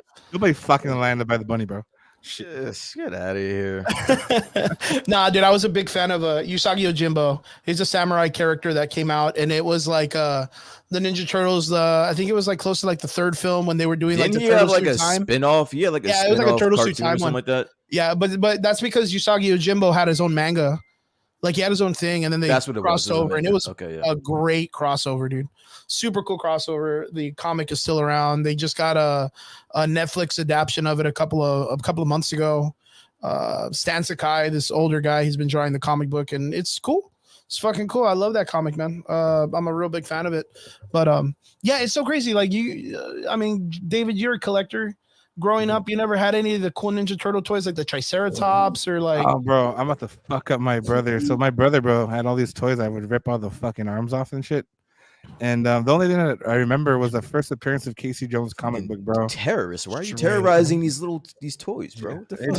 bro, Yeah, just ripping the I was- fucking wings I off was a of all dumb the kid, characters. bro. and shit. Yeah, I didn't pay attention to that shit. My brother hates my guts now for that shit, but I'll get him back. But the first appearance of Casey Jones, it's like a $4,000 book now. It's a magazine cover book or magazine style. But I read that book so many times, but I used to fold it up and everything. That kind of started my whole like comic book. I mean, I didn't go too much into comic books, but that's one I reread and really liked the adaptation because when Stephen Amell came out with that Casey Jones during the Ninja Turtle movie, that was Yeah, also the era of his Green Arrow. You know, that was also another ship I jumped on, so it just aligned perfectly for me. But okay. pretty much the comic book was the only thing I really read. The like Ninja Samurais and stuff like that. You know, I played with those toys, but that was pretty much it, bro. That was where it's at. I mean, I read Last Ronin now because of Luis from Limited. He's the one who kind of got the pull on me, and Okay. mostly to make money, but it was also entertaining. Once I found out it was Michelangelo, bro, I told Fred and Jay, like, bro, story wise, it makes sense for it to be Michelangelo, like 100%. It makes sense. I can see that. Yeah. Yeah, makes story 100% wise, it sense. does. Yo, as a matter of fact, you mentioning toys, by chance, have any of you guys gone to Walmart and have seen like the recreation of the old school He-Man toys that they're bringing back? Yeah. I just stuck that shit yesterday, bro. Did you see that? Oh, did you? Oh my god, that is so cool, dude. Brian, you never did like the He-Man thing growing up. What's up, Nico? Good to see you, my man. I did. What I haven't seen any of the new toys though. By chance, do you remember a toy when you were younger that it was like an orange character and he had like a suction cup on his face? Like, and you can like, it shoots water out of it. It's like a weird looking fucking He-Man character, but it had like a big suction cup, dude, on its fucking face. You don't remember that shit? Not off the top of my I head. no. tripped the fuck out because they brought that toy back. Like, not a recreation, Marvel Limited, Marvel Legends. No, dude, like straight up the old school toy reprinted. Yeah. Like, Okay. you're gonna look it up, right? Yeah. Yeah, Hey, bro, I'm telling you, bro. Oh, man, Same old I shit. was, Recast it out, bro. it was. I forgot Bleach? what the character's name was. Is it but- a green? Is it a green character? Yeah, and it has like a big ass suction cup. Yeah. His name is Leech. Yeah, that dude. I used to have that toy as a kid, and when I saw it at Walmart, it fucking flipped me out. I was like, I This don't is like a remember 1-for-1 this. recreate. You never saw that one Yeah, before? I've never seen this character. This is the most obscure character in fucking He-Man lore I've ever seen in my life. I've never seen this character before. Why do you know this character exists? way He's to drag probably me out, he was dude. probably in like half of an episode. He got jobbed out to fucking Lionel in like half the fucking episode, and you know this character. How do you know this? It was just one of the characters. Like when me and my brother were young, like my parents would buy my brother a lot of the toys, and I would just like piggyback off of what he had. Yeah. But like that was just one of the ones that we just had. And I thought it was so cool. There was another one too, and I just saw a fucking trailer for it or something like that. The Visionaries toys from the 80s. Okay. That was the ones that the dudes had like holograms on their chests. And like, man, dude, I went like on a whole like retro toys run like recently where I was just like re-looking at all of this old shit. Supernaturals, dude. Man, dude. Nuts, bro. Nuts. But yeah, going back to what we're talking about, the Ninja Turtles game, I think it's going to be great. I think it's going to be fantastic. I think it's going to pull a lot of people in. That's why I wasn't really wanting to say who it might have been because I don't know if that's going to be a big reveal in the comics because it could be where they do it black and white until there's the reveal that it's Michelangelo and then they bring out the color of his like bandana. It could be all Ghost of Tsushima black and white and then boom, reveal later, color comes in and adds to the story. I think that would be cool too. But there is a trailer that dropped that was really, really cool. But it doesn't give you a lot about it. It's just something that's like an announcement trailer. Really excited to see what they're gonna do with it though. Really excited. Nice. Really excited. Onwards onto other news, my dudes. Okay, so this is going off. Brian was not here last week, and we got to mention something that was very, very interesting. Gal Gadot had made an announcement that she had a meeting with James Gunn and what's the other guy's name? Peter Safran. Yeah, Peter Safran. And was talking about the future of Wonder Woman and all this stuff. And then a couple of days later, it all backfired. Guys, I got to ask you, what do you think all this shit's going on in the DC universe? Like Gal Gadot one week is like, yo, can't wait to work on Wonder Woman 3. James Gunn comes up and goes, that bitch be crazy. We ain't even doing Wonder Woman 3. Like she working at Walmart or JCPenney or some shit. Like, what do you think's going on with this aspect of Gal Gadot's situation? Because she didn't just come out and say this shit just because she was bored on a Tuesday night. She had to have sat down with these two gentlemen and sat and talked about it, and they had to have mentioned some shit enough that she had enough confidence to come out and say that she was going to be okay. So what do you guys think about this? Because this is fucking crazy to me, dude. Brian, what's your whole take on this in the first place? I didn't get you last week about this. So, I mean, I showed up in the comments. I told you this is all bullshit. It was bullshit then. I called it weeks ago. I still think it's bullshit. I do think there was I believe that there was a conversation between the three of those individuals. I think things were said just like James Gunn and Peter Safran said to what's his face? Not even the Cavill, because Cavill is from the old regime. That I can't even really blame Cavill on James Gunn, but like when James Gunn came out and said that Ben Affleck was going to be up for like directing something soon for his DCU, which was a complete fucking lie. Yeah.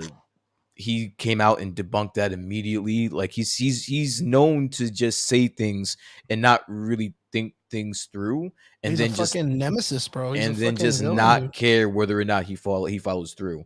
So what I think happened here, honestly, I think that Gal, she was doing one of two things, and as far as I'm concerned, these were the only two options of why she did this. Either one, she was trying to force James Gunn's hand to make this movie, or she knows that, or B, she knows he's full of shit, and this is her trying to out him by saying, hey, look, everyone, he told me we were going to make this movie. We're never going to make this movie. This guy's a piece of shit. Like, I think it's one of those two things. Liar or whatever. I can see one of those two things being the reason why she came out. Because if you think about it, she's on a press run to promote her other movie. This has nothing to do, right? Yeah, right. So this has nothing to do. I mean, I'm sure during that run, people are going to ask, "Are you going to be part of this James Gunn, DCU?" Yeah. But still, for her to say verbatim, "Oh yeah, we sat down and he said that not only are we going to make the movie, but we're going to do a collaborative effort thing here." So I think it was very calculated. I think she knows he's full of shit, and she's like, "Look." So do you think we're already seeing some type of turmoil like in DC with these people? Like Dude, this? we've been seeing turmoil. There's been nothing but turmoil since It's day all- one, bro. Yeah. It's all been negative shit. Yeah. David, what do you think, man? Bro, I just watched the fucking Flash like last week, bro. Oh man, dude. I'm catching up to that shit, bro. But I mean, it does make sense. Like, I know, speaking of how we talked about Hot Ones before, right? I was watching her interview on Hot Ones, and she was The promoting shit the that you Netflix. steal, yeah. 100% about every day. That shit twice, bro. If I had to. But fucking wild. the timing, bro. I mean, it's all about timing and being relevant. But I mean, there's a whole big stink with DC. I mean, they've never gotten their shit together, regardless of the fact. But with James Gunn trying to, caddy court and get it, the stage going. Maybe she's either going to be on board or she's not. But seeing her cameos in the last couple of movies, she probably still is tied to that universe. It's kind of like what you said earlier, Chris or Brian. I can't remember. Maybe she'll be like at the beginning and the end of the movie. Maybe it's gonna be something like that. But yeah, I think it's wild as fuck that they're even like allowing these movies to. You know what? And someone will be like, "Why, man? They already spent money on it. Like, why would you?"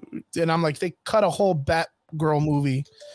Cutting out Gal Gadot from a 30-second fucking scene that ain't shit. I don't know if something like that was James Gunn's call. I think we spoke about this before. But Chris, the I get that, but again, I don't think he has that much pull. He doesn't have pull to shut down movies that this production that I can't even call it. They already got the cash down for that Warner Brothers has spent. I don't. They have stockholders they have to answer to. He can't just be going around there canceling shit. He doesn't have the power to do that. But let me ask you though, Chris specifically, what do you think about someone like David? He's just said, dude, I'm just barely catching up, but he's somewhat tapped in, but not all the way tapped in, and even he knows that there is something going down, some fuckery going on, right? Some fuckery over there. Like, what does that say about DC right now? I mean, we've known DC's been in a shit situation since the Snyderverse, dude. Like they've never recovered.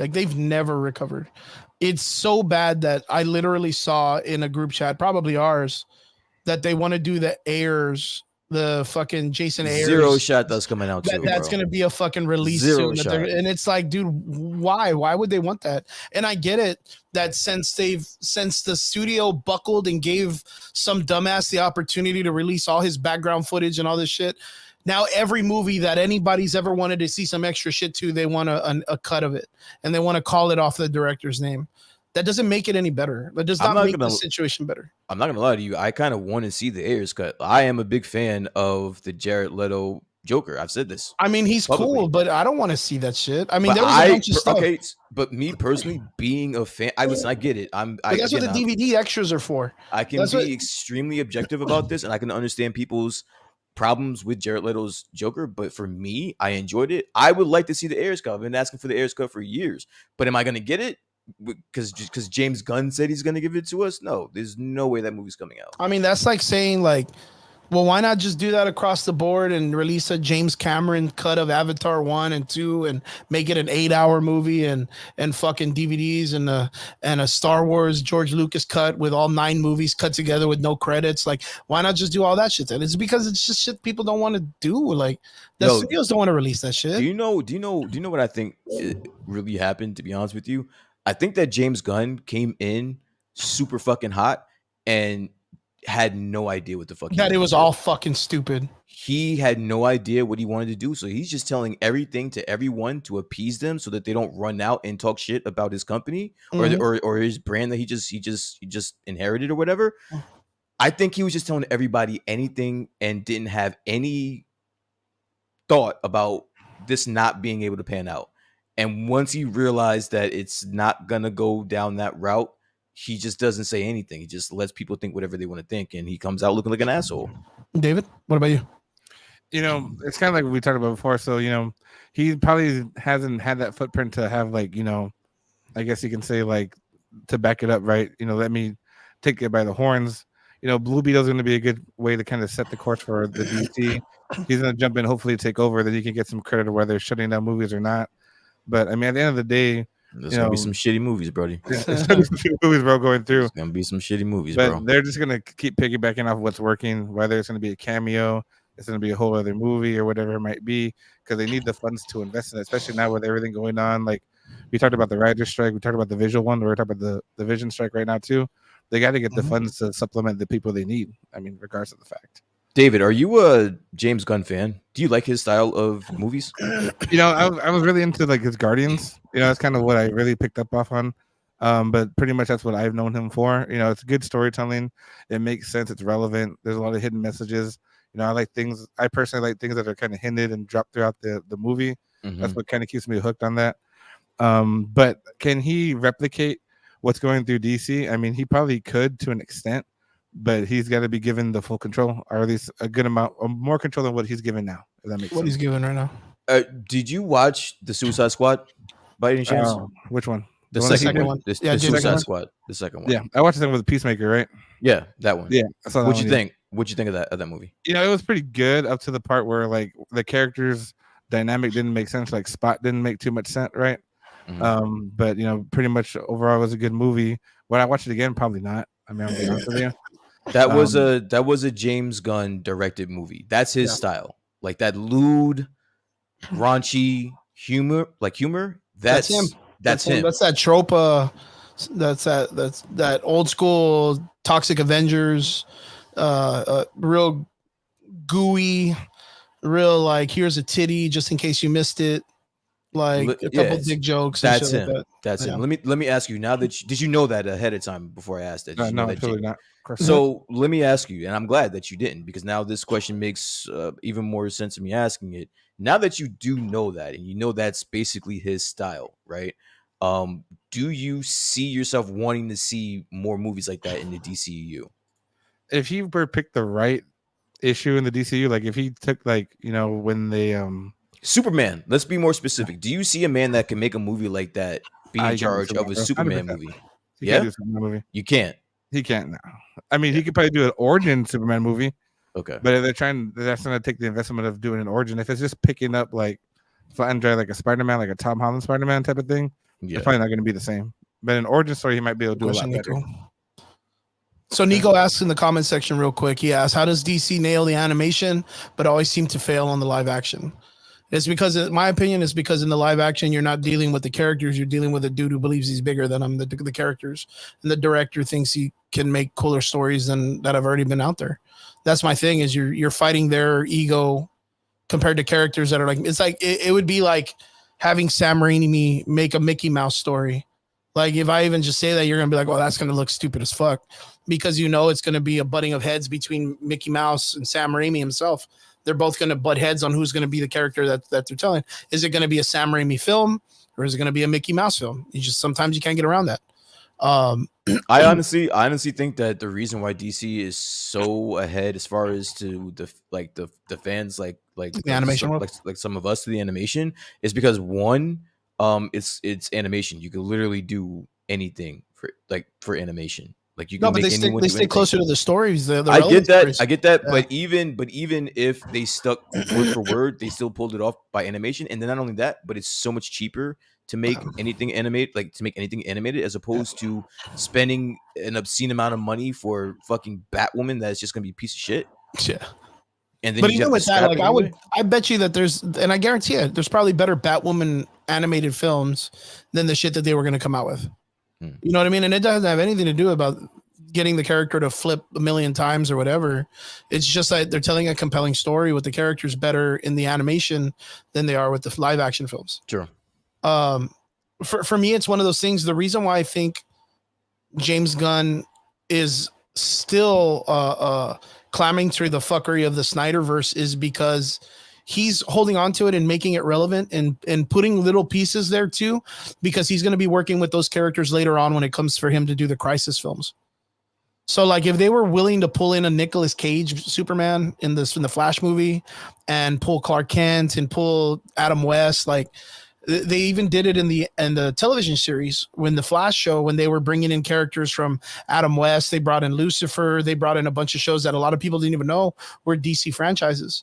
I think it's because sooner or later they're going to do a Crisis film and they're going to embed a lot of these characters. It's going to be ambitious like the way Marvel was. It's going to be ambitious, and they're not going to be able to pull Adam West because Adam West has already passed away. Will they be able to pull Nicolas Cage? I really doubt it, because, you know, the next 10, 15 years is going to put a weathering on Nicolas Cage too, as a man, as a human being. So, that's 10 years. That's way easy for a company to get to at least some type of major film crisis, as if we claim it like Marvel did with the Avengers story. But I think 100%. I think he's keeping these people around, Henry Cavill, Gal Gadot, and Aquaman, and all this stuff, and even Ezra Miller, because sooner or later he's going to do a Crisis on Infinity and use them as one of the worlds. I really, really do think so, and it's like it's crazy to tell, but Gal Gadot is Chris, if they're willing, they pulled in Nicolas Cage, dude, and he wasn't even a DC character. You're being very, very ambitious, and not only that, but you keep confusing that Flash movie has nothing to do with James Gunn. So like again, you confuse those two. That has nothing to do with James Gunn. James Gunn didn't do that, and I think you're being very ambitious because I don't think he lasts until he gets to a crisis film. Crisis, no way. Well, that's what I'm saying. If they make it, I think he's just planting his seeds, and that's why he's like, he'll be at the fucking he's at the debut of fucking Blue Beetle. You heard that shit where he was like, Blue Beetle is the first of my characters, but the story. What did he say? And then what did he say like a week later? Yeah, he's like, no, he's not. But the character is. Oh, no, he did. I'm sorry, he didn't say anything. The actor said, we're going to see about the box office to see if this has. Yeah, they're waiting to see the numbers are good, and then they'll see if it's going to be in James Gunn's story or not. But that's another instance where he just talks out of his fucking ass, bro. Because the thing is like the Blue Beetle story was after Snyder was out. You know that, right? What? The story of the Blue Beetle that they created was after the Snyder shit. Like that was it wasn't even supposed to be connected to the Snyderverse. Okay. So like in general, the Blue Beetle is like its own standalone, no interaction with any other metahuman or anything in the DC universe. Like it would have been that movie that went into the new world. The same thing like Black Adam or whatever the fuck. But in this case, I don't blame James Gunn because that's not my creation. That's not what I want for my true. Granted, fair enough. Yeah. But that's not what I envision this place going. I don't envision fucking Blue Beetle being in my shit, but like here I'm stuck with this fucking character that now I gotta fucking he has to promote this. He has to. But he's put this like situation out that kind of sucks because all the characters from Peacemaker, they're all coming back. They're all a part of James Gunn's universe. Listen, if you're his friend, if you worked on any of his movies, and you looked him out, you're safe, bro. You're safe. You're in. If you're his wife, you're safe. You're in. You're gonna be in Marvel and DC, dude. You're gonna be everywhere. You're gonna have the best fucking role in the Guardians 3. You're gonna be like 6 characters in one movie, bro. Yeah, you're gonna get shot in the leg, and you're just gonna scream like you've never been shot in the leg before. And then Gamara's gonna talk shit that you've never been shot before. Yeah, dude, 1,000. That was the best fucking scene in Guardians of the Galaxy 3. Did you see Guardians of the Galaxy 3, David? I just saw last week, bro. 100%. Dude, what did you think? It was pretty good. Did you fucking cry and buy a raccoon or something? No, it was awesome. I don't do the crying. Okay. Did you buy a raccoon though? The what? Well, you're in North Dakota. You don't gotta buy a raccoon. Did you find a raccoon? Did you keep one? Bro, I got a fucking elk down the street, bro. Shit. Yeah, we're good. We're fucking good. What'd you think of Guardians 3, man? Yeah, it was pretty good. I think it was really good how they ended it. Obviously like TikTok ruins the movie for you. You know what I mean? Mm-hmm. But I like how they're trying to do the continuation on with like Rocket taking over and so forth. True, but of course, they're still trying to make more money, right? They want to have that own storyline with Chris. Still Pratt. Disney at the end of the day, baby. They're gonna make that. They're gonna try to get some money out of you. Yeah, but quality. Where do you think Lil Tay got her fucking her? Yeah, where do you think she's at? Man? Where do you think she's at, man? She was a Disney kid, probably. Yeah, bro. She kicking fucking Bob Iger's car or whatever the fuck. Up. Yo, straight though, but what did you think? Like overall, like Guardians of the Galaxy, James Gunn gets his final trilogy in. What did you think he did? Like out of all the phases, I think a lot of people came out and said that the Guardians 3 was probably the top of the phase 4, phase 5 realm. Did it kind of hit up there for you and all that stuff? I mean, I wouldn't put it at that part. I mean, I was a huge fan of like the end game, that arc for when it came to Marvel. So to me, that's like the best of the best. Yeah, Captain America there with Thor's hammer. Everybody comes at the end. T'Challa's there. Shit like that. Yeah, like that was like organically good. I wouldn't put Guardians up there like as 2, but it'd definitely be at least a top 5 in my opinion. Okay. For me, it's a lot of the story writing, and they did a good job going into Rocket Raccoon's history and everything. and aligned really well. Made sense for a lot of the things that were developed over the last couple stories. But I'm a Captain America fan, bro. Like I'm biased. It's a horrible No personality. one is a Captain America Bro, fan. Like, Rocket's a why? fucking America America is fan. Captain America. fan. Why though? Like, Yo, no one Rocket is a Raccoon's a no Captain one America cares. fan. Oh my god. Rocket Bro, right there is waiting to gonna be send teleported. you He just wants his shield, bro. What are you America. talking Yo, about? they're about to go I'll into the send you figure. fucking they're about to go back in time, and Captain America leaves his speech and says, you know, watch your six and everybody come home. And Oh my Rocket looks at God. fucking Paul Rudd and he's like, damn, he did that real good. Is he always like that? And Paul Rudd's like, yeah, he's always like that. Everyone loves Captain America, bro. Everyone loves Captain America. What did you think of the Higher Evolutionary? That was like one of the most like oddest villains that I was not anticipating to be that great. So what did you think about that? With the High Revolutionary, I don't know too much about him from the comic origin part of it, but going into it with the movie, I think they could have played him off a lot more. More villainy, you know, more evil. He was Yeah, menacing, I don't- man. He was He good, was- man. That actor he guy was was so good, dude. But he could have done more. He could. Yeah, done more. I get it. to Yo, make I it dude, feel like that man, person. dude.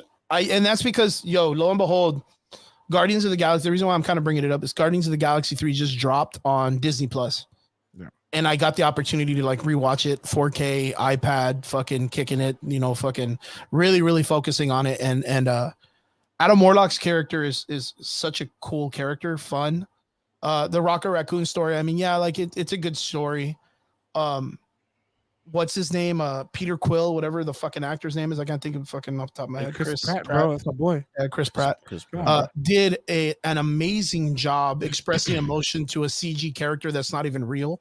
And the dynamic that they did with Gamora and Peter Quill, like the growth of the story from beginning to end, dude, that was like fucking, the whole scene at the end was fantastic, dude.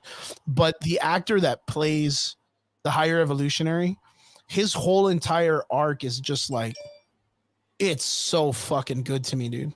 At the end, when he's telling the fucking people that get me 5413 or whatever the fuck, and the chick points the gun at him, and he's like, you see that face on him that he's like, for reals, motherfucker, like this is what you're gonna do. And then he fucking Super Saiyans out and blows the fuck out of the whole entire control system. Dude, just the way, because okay, Higher Evolutionary in the comic books is not the way he is in the movies. As when you read it, you personify these characters. And when I was growing up and I would read these characters, it's like if I was going to see Infinity or if I was going to see the Living Tribunal, he was a character that you would think he would come in, be very monotone like Mr. Freeze in the animated series, and just be like hands behind his back and hello, lower life forms, go into the cell, like not be emotional. But there's so many cool scenes that the actor portrays disappointment. Like, man, that fucking like, that was such a cool like addition to the character to add his disappointment in his creations. Okay. Like where he's there and he's like, he's adding to the idea that they're giving him questions and talking. And he's like, oh, like little pets. But the moment they do some shit he don't like, it's like, bro, I'm a god. Like what he does to Adam Warlock when he slams him up against the wall. And then he starts looking at that gold chick's face in her eyeball. And he's like, maybe I fucked up somewhere. Like, you know, maybe you are wrong. And she's like, she doesn't know how to talk to him. She doesn't know how to relate to him because he's like a god. He's supposed to be a god, but this is like a hands-on god, Old Testament kind of dude. Like just, he's not supposed to be that interactive with his creations.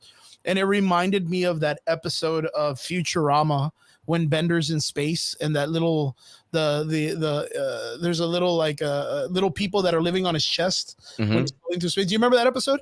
I don't know.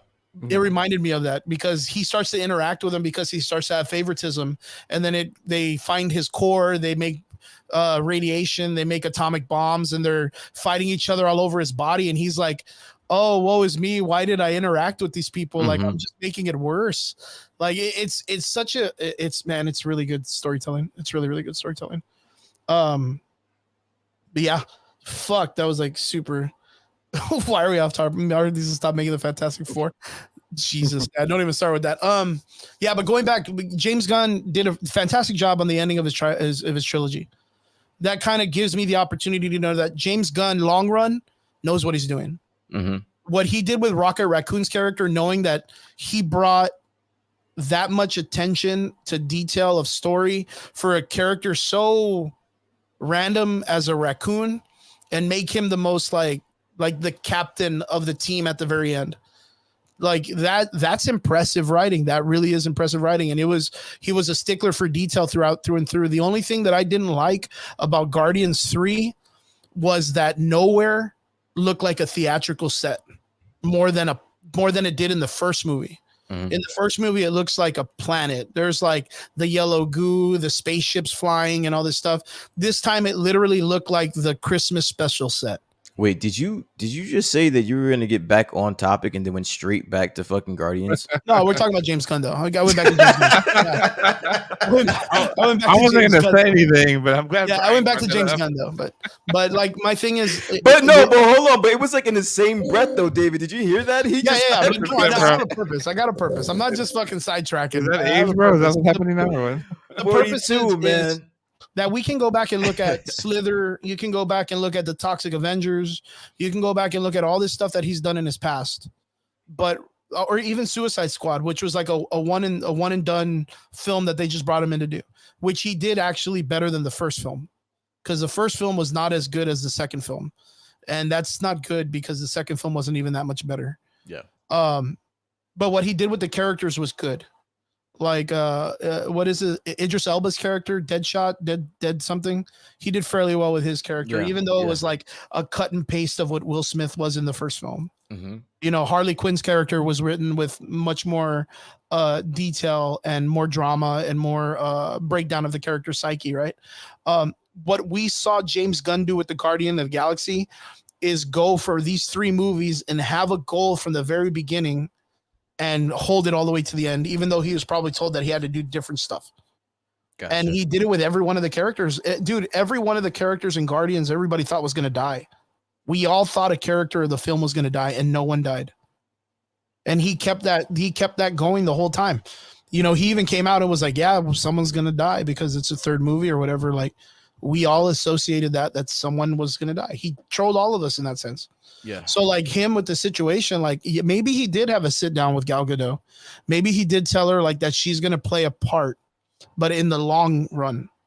And Gal Gadot was like, okay, cool. Bigger picture. I got my job set for the next 20 years or 15 years or whatever. Like I could see that happening because Gal Gadot doesn't seem like the type of person to just like put something up because she's petty. Like, especially with someone like, I get it if it was against like the people that Me Too movement. Yeah. But she didn't even really move on that situation either. Petty. That's a very interesting word, sir, because I mean, I feel like you're about to get petty a little bit because not only do we have news from DC, but we also have some Marvel news as well, because apparently Cassandra Nova is going to be appearing in Deadpool. You said petty. Yeah, I want to hear petty. I got a feeling. Man. I have a feeling you're about to get petty right now, sir. Yo, let me ask you guys something real quick, because this popped off super fast. What's your favorite thing about Cassandra Nova from the comic books? All right, we can skip that. It's a really lesser known character. I know who she is. I know where she came from, but no one fucking knows anything about anything. Like I can just answer that right now, bro. Okay, so let's not do that, because David, even you, man, you know comics, right? Not that well, bro. Yeah, like, Cassandra Nova, not so much. I'll throw you a bone. Charles Xavier's made up twin sister, who he tried to choke in the womb, and then the mom had a miscarriage and she survived like in the sewers, and then came back. Well, she tried to choke him in the womb, and he blasted her up, and he fucked her up. Yeah, he blasted her with some mind juice or whatever. Yeah, and the mom had a miscarriage and shot that placenta out, and she survived and lived in like the sewers and the grass and everything like that.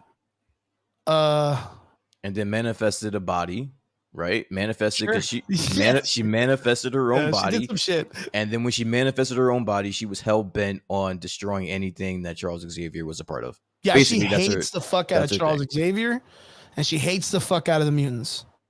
Which I think is a fucking cool character, bro. Yeah, I mean, that's a cool fucking character, David. What do you know? Yeah, bro, what's your take on that right now? He's gonna take over Deadpool, bro. He's gonna go kill the multiverse, bro. 100% done. I mean, listen, I saved you $20. You're welcome. But that's a pretty OP character, though. So the rumor is that Cassandra Nova is going to be in it, and she's hell bent on getting revenge on whoever killed Charles Xavier, or the mutants, or whatever. Where the character in the comic books would have clamored at the opportunity to see Charles Xavier and the mutants die. So first off, it's like a complete 360 degree of what the character actually does in the comic book. Her character, I guess you could say she's OP. Being that I think she's like a psychic just as strong as Charles Xavier is, even though that she was never, formally trained or taught to use her powers the way Charles Xavier's did. But she's apparently going to be a major player or a villain in the Deadpool 3 film. Yo, get to the shits, bro. What's your problem with it? I want to know. Sucks, dude. That's a shit ass character, dude.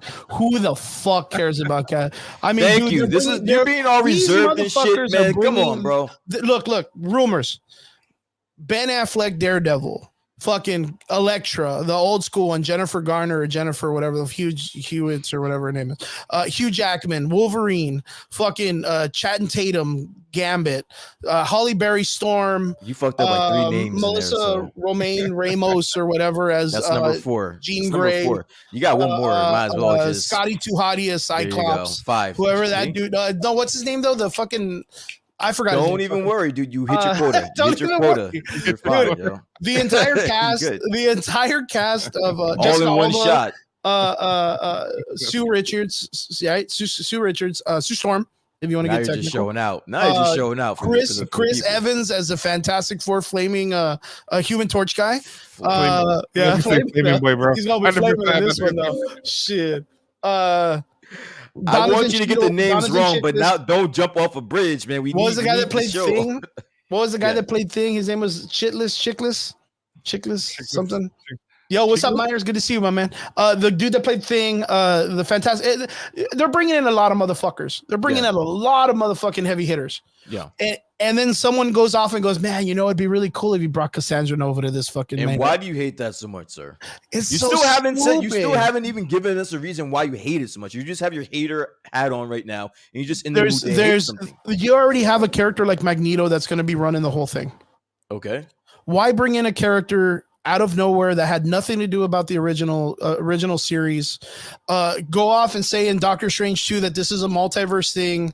So this Charles Xavier doesn't even matter. From the sound of it, she sounds fucking awesome. That's why you do it. Hold on. If the chance that Charles Xavier in Doctor Strange 2, which a lot of people are claiming this is supposed to be about that world, when he wheels in, that they play the 97 animated film or animated series song, being that, maybe it's that Charles Xavier's universe or whatever, why bring in a character that was never even introduced at that time? Like, why does it matter that you would need? There's a million other characters you could have used. You literally just spoke about a movie that brought in characters that we did not know exist. So what are we talking about? What character? Wait, what characters did exist? We didn't know that Charles Xavier was around in the MCU until that movie. We didn't know that Doctor Strange 2?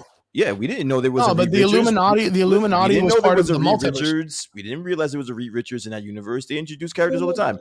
There was a fucking Black Bolt. Those are very well-known characters throughout the comic industry. I could literally go outside and go to a fucking convention and be like, "What's your favorite Cassandra Nova part?" And you know what people are going to tell me? What's that? Exactly. That's exactly what they're going to tell me. What it is? What's that? What's the Cassandra Nova?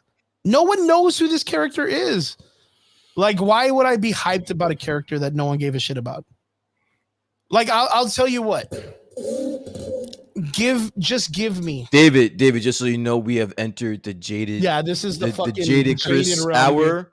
So sometimes you just gotta sit back and just let him go, man. Yeah, just let him go. Just get ahead, man.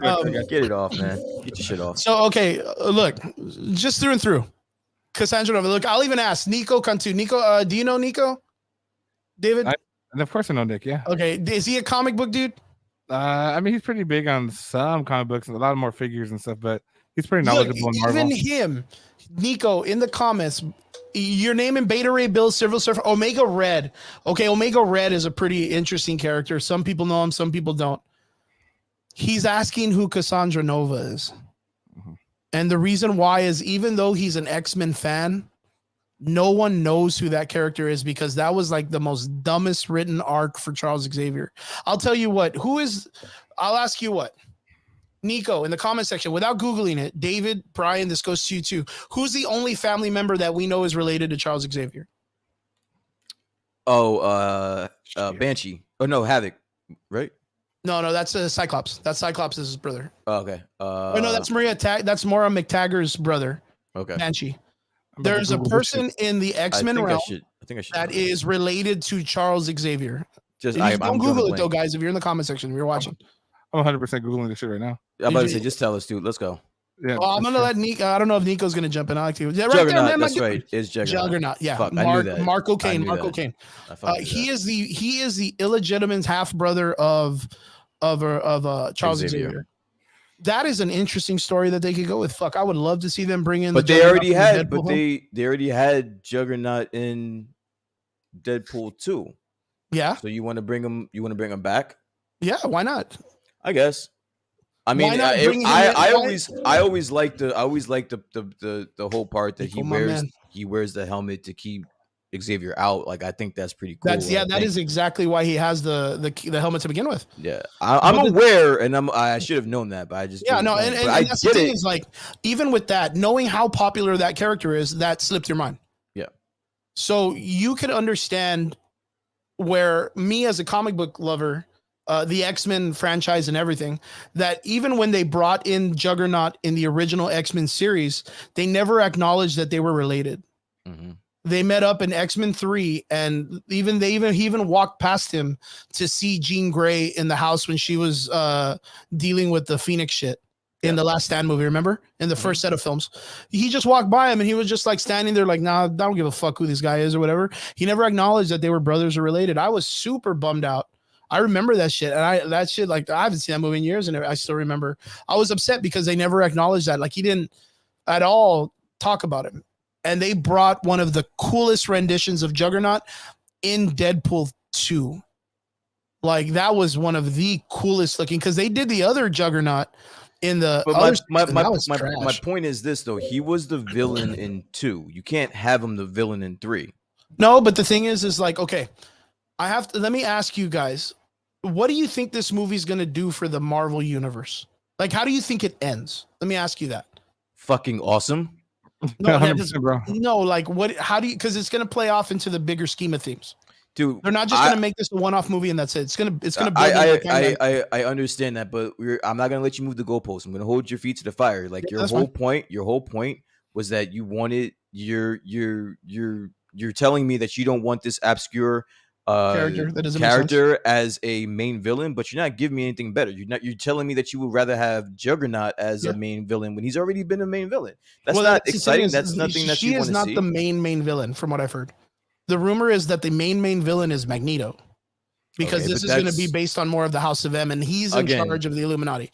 But that's not the realm that we were speaking of, though. That's not. But you just said that. Why bring a character that's already been a villain previously and just not introduce someone new? Yeah, they're going to bring Magneto as the main chick, and this chick's under him. Okay. So Magneto, why bring Magneto then? Like, why be excited for? I'm excited for Magneto. Why? Because I think said that he wanted to be a part of the movies.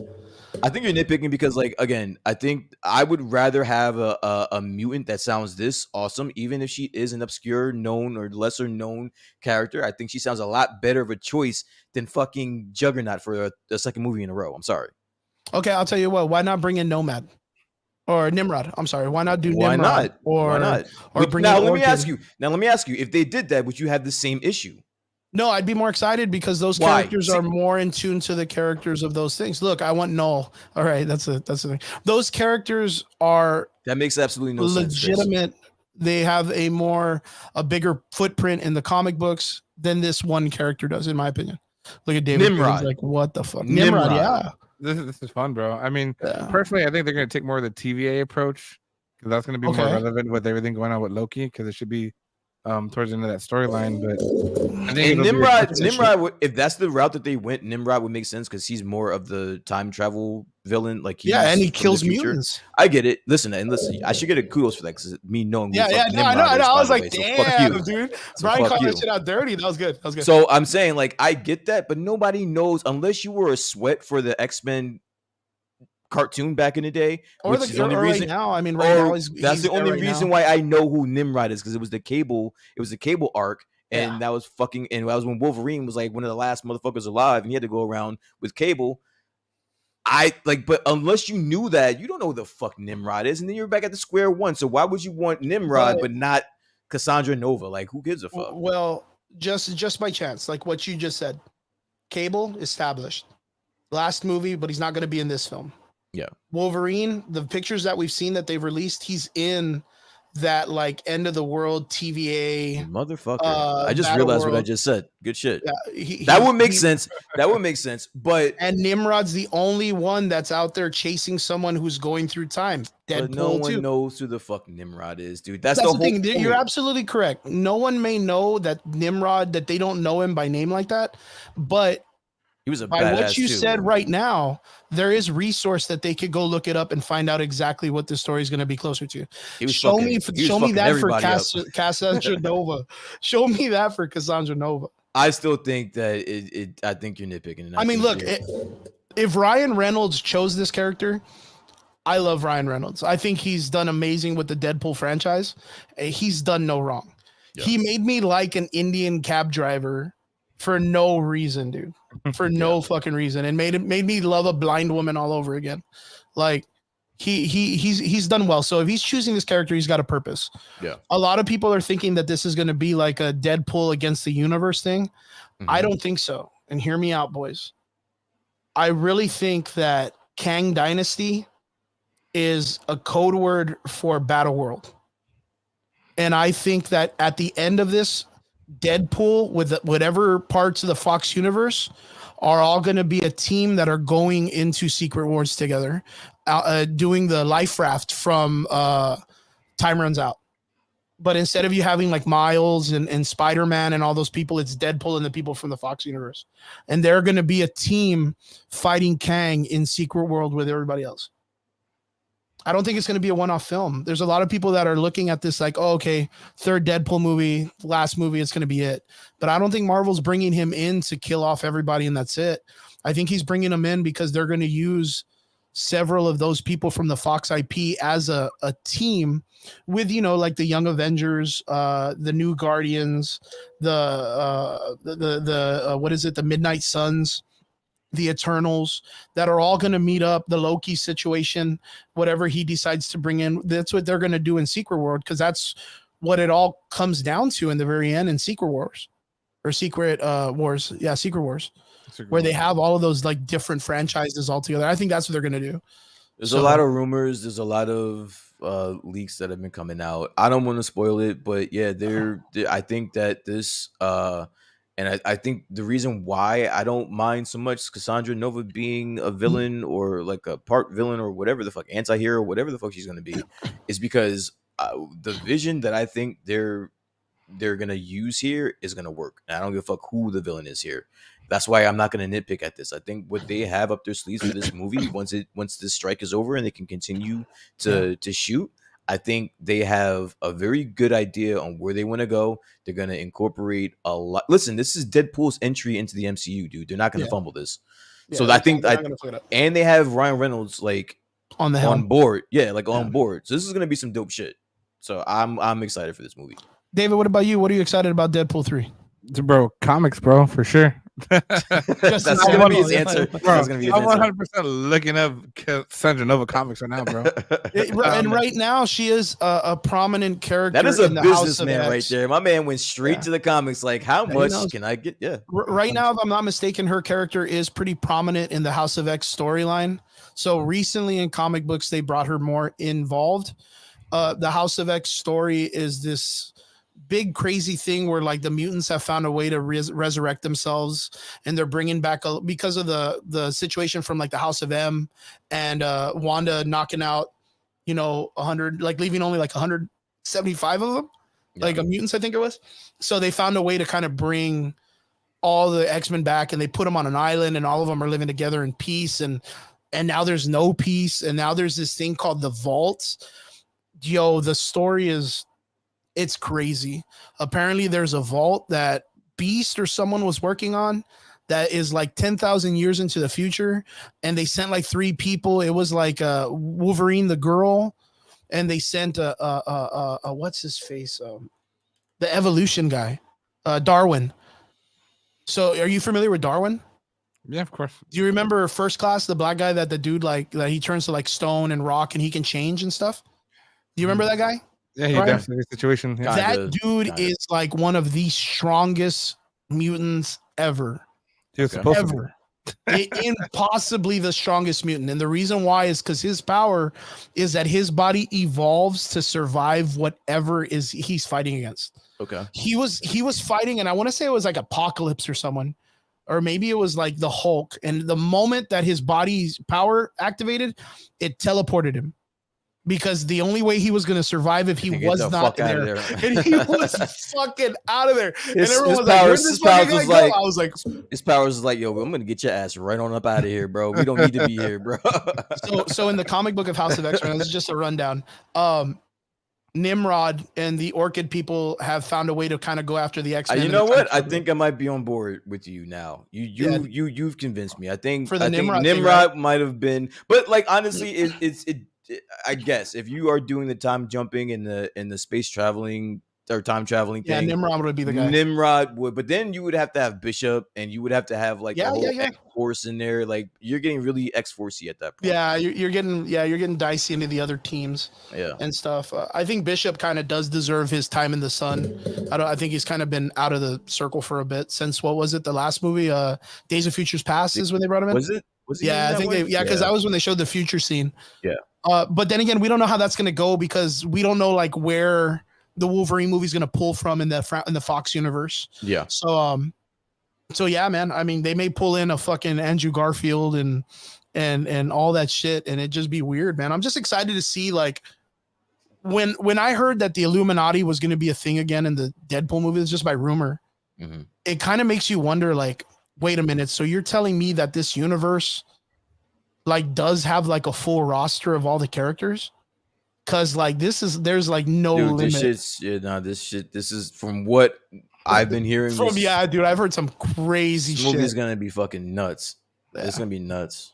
And I'm all for it. It's a bunch of the old cats, and they're not doing much anyways. They're like, yeah, fuck it, I'll come in the movie. Yeah, I'll be in the movie. I'll work with my ex-wife, Ben Affleck, and Jennifer, or whatever her name is, dude. Jessica, whatever. I don't know. Yeah. But yeah, straight up, boys. Are you guys excited for Deadpool 3 or what? Yeah, man. Always. And for the last thing that we're going to talk about, actually, I just want to get you guys' opinion on this. Did you guys hear, speaking of Deadpool 3 and all the crazy shit that Marvel's always doing and stuff like that, the writer's strike is still going on pretty hard. Yeah. Did you guys hear about the VFX artists and stuff fighting for a union? I mean, dude, this strike, like, it's going on for a pretty dirty minute, man. And it doesn't look like it's kind of like leading up. The writers and the actors strike, you mean? Yeah.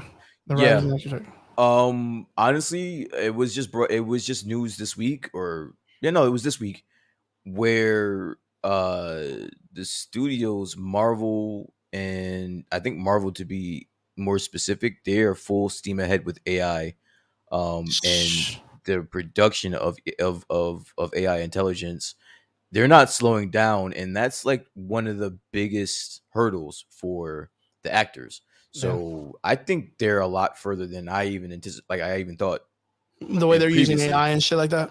Yeah, they're I don't see. They're probably doing some nasty, dirty stuff. Like, I don't see how this gets resolved anytime soon. I do think that the writers gets resolved soon. The actors may take a little bit longer though.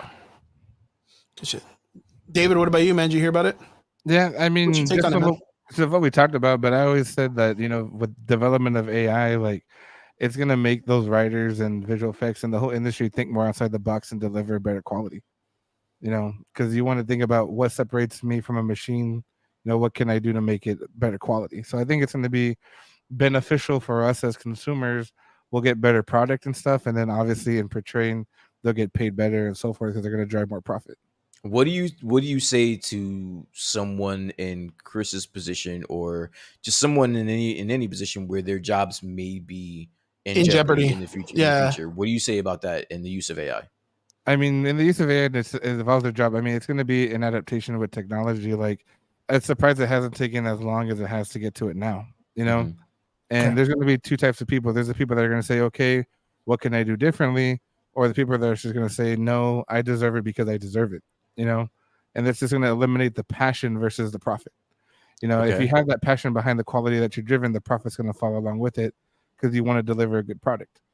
Okay. If you're just kind of in it just for the money aspect, like, no, I deserve that money because of this. Well, someone who's actually passionate about the industry and wants the industry to grow is going to say, you know what, I need to get on this Deadpool movie. How can we do it to deliver better quality? Yeah, Or better what can we do quality. for this? Yeah. But that's kind of my Okay. evil stance about it, man. I mean, that's kind of what I talked about on our podcast. Like, you know, I think it's good because it delivers quality, like it's good quality. No, cynical is definitely welcomed here. But I think to clean up my question, like, what do you like? Do you think someone in that position that their life is basically altered because of AI? What routes do you think or options do you think they're gonna have there? Like, do you think they're just gonna say, okay, then fuck it. Like, I guess I'll have to sacrifice my money and just do it because I love it. What are they gonna do about bills? I mean, at the end of the day, there's different types of, plans in People. place, and it's not sound real shitty of me, but it's kind of the same aspect of like everything we've done as a country. You know, going from regular registers, self checkout registers, app ordering, and everything. We might cut and trim here, but we're investing towards a better quality of something. So I Okay. might not have as many, and I'll just give Walmart as an example because it's horrible, horrible example, right? You know, people think because we put self checkouts, we're eliminating jobs, but we've invented better technology to bring merchandise faster to the floor. So yes, you know what, someone had to suffer, but they adapted and got a different job within the company. So the writers that are relying on their job, yes, you know what, they're suffering right now, but they're going to pivot to, let's say, Netflix, or they're going to pivot on YouTube. I think that's what I was trying to pull from you. So you think that it would be the better option to find another gig or find something else to do? Yeah. I mean, But I mean, if you're smart enough, you'll find a way to survive, right? That's basically, I don't want to speak for David, but I think that's what he's saying is that, when you're forced in that type of situation, your best bet, if it's a hurdle that you can't overcome, yeah, you're gonna have to pivot. Yeah. Yeah, because I personally had been thinking about this for a couple of days already. Like, just off whim. I didn't even know we were gonna really cover this in a sense, but it's like, as myself as an artist, it's like, how do you differentiate yourself from you see it all the time. I voice my opinion very well when it comes to like people that use like, AI or Canva or whatever to do things that my job does. Mhm. And for me, it's one of those things. Like today, I put out 3 pieces of graphics design because I was bored, and people are hitting me up about making shirts or making stickers with those logos, and it's like, well, that's because it's a personal art piece. Yeah, I may be taking assets from online PNGs or not drawing them out and just like grabbing and stuff and making it funny and putting it together. And you can do that with any program. Mhm. But the problem was that when I put my pictures up today, I put my watermark. My watermark adds credentials. It adds the point of it being something that belongs to me and no one else. So that if you want to take that photo, you could take it and try to take the watermark off, and that's fine. But you're gonna have to put some work into it for you to have that same picture out. If not, you got to buy something that's from me myself. Bro, And I think that's if you got David's determination, it's still shit, bro. I don't think you stand a chance, man. They're gonna take that and well, watermark. that's I'm joking. fine. I'm joking. That's fine. But sooner or later, what my thing is, I was like, well, you know what? Then what you do is you create your own persona and you make it to be where if you want something that's made by me, it's based on the fact that I have credentials that come with it. Yeah. If you want a logo made by me, here's a letter of authenticity that states it's mine. Anybody, David works in the aspect of retro collection, and pops are a major commodity. But the idea of people making fake pops is a commodity also. So people want a letter of authenticity when it comes to those pieces of art. Mhm. And that's the David, same thing as an artist. I think that's important is if you're suffering from the realm of AI or machine taking your work, no one can replicate your work without a letter of authenticity, a so number that's placed out there that belongs to you. let me ask a question. I think kind of piggybacking off of what you're saying, Chris. So, David, do you think you're speaking from a point of what's the word, like safety, or from like a point of, you know, you being far removed from actually your job being replaced from AI, to where, you know, someone could look at the way you view things as a little bit skewed? Mhm. Or do you acknowledge that, or do you like it's just it is what it is? I mean, at the end of the day, like, course correct. I had a reduction in the company for my position, which was like catching shoplifters and so forth. Okay. From there, I pivoted to more operational side, and I found benefits of it financially and opportunity wise. Okay. And regardless of the fact, I mean, at the end of the day, this is a job. This is how they feed their family. And I think if they really, really, really want to feed their family, they're gonna find the work. They're gonna find You a know, way. and once they get through this rough patch, 'cause they're going to get through it. I mean, at the end of the day, either they're going to get paid, not get paid, but they're going to get through it. Yeah. Then they're able to still build their credentials, and they can fight for that money. Hey, you know what? Instead of being on strike, I did this project with this, and this. Yeah. You know, I kept working, and here's my resume now. You know, Okay. in my aspect, that's what it'd be better for. I mean, it sounds kind of shitty, but I just think it's going to deliver better quality. Listen, I don't think it sounds shitty. I think it sounds very practical, to be honest with you. Because I think that's a very real reality that we're looking at. And some it's gonna hit before others. So I do think that, you know, at some point, with everyone warning about how advanced this AI is coming, we gotta start thinking about what to do if something doesn't turn out right. When podcasts are AI, what are we going to do? Yeah. The average When- machine. That's what Yeah. The average machine. The average machine.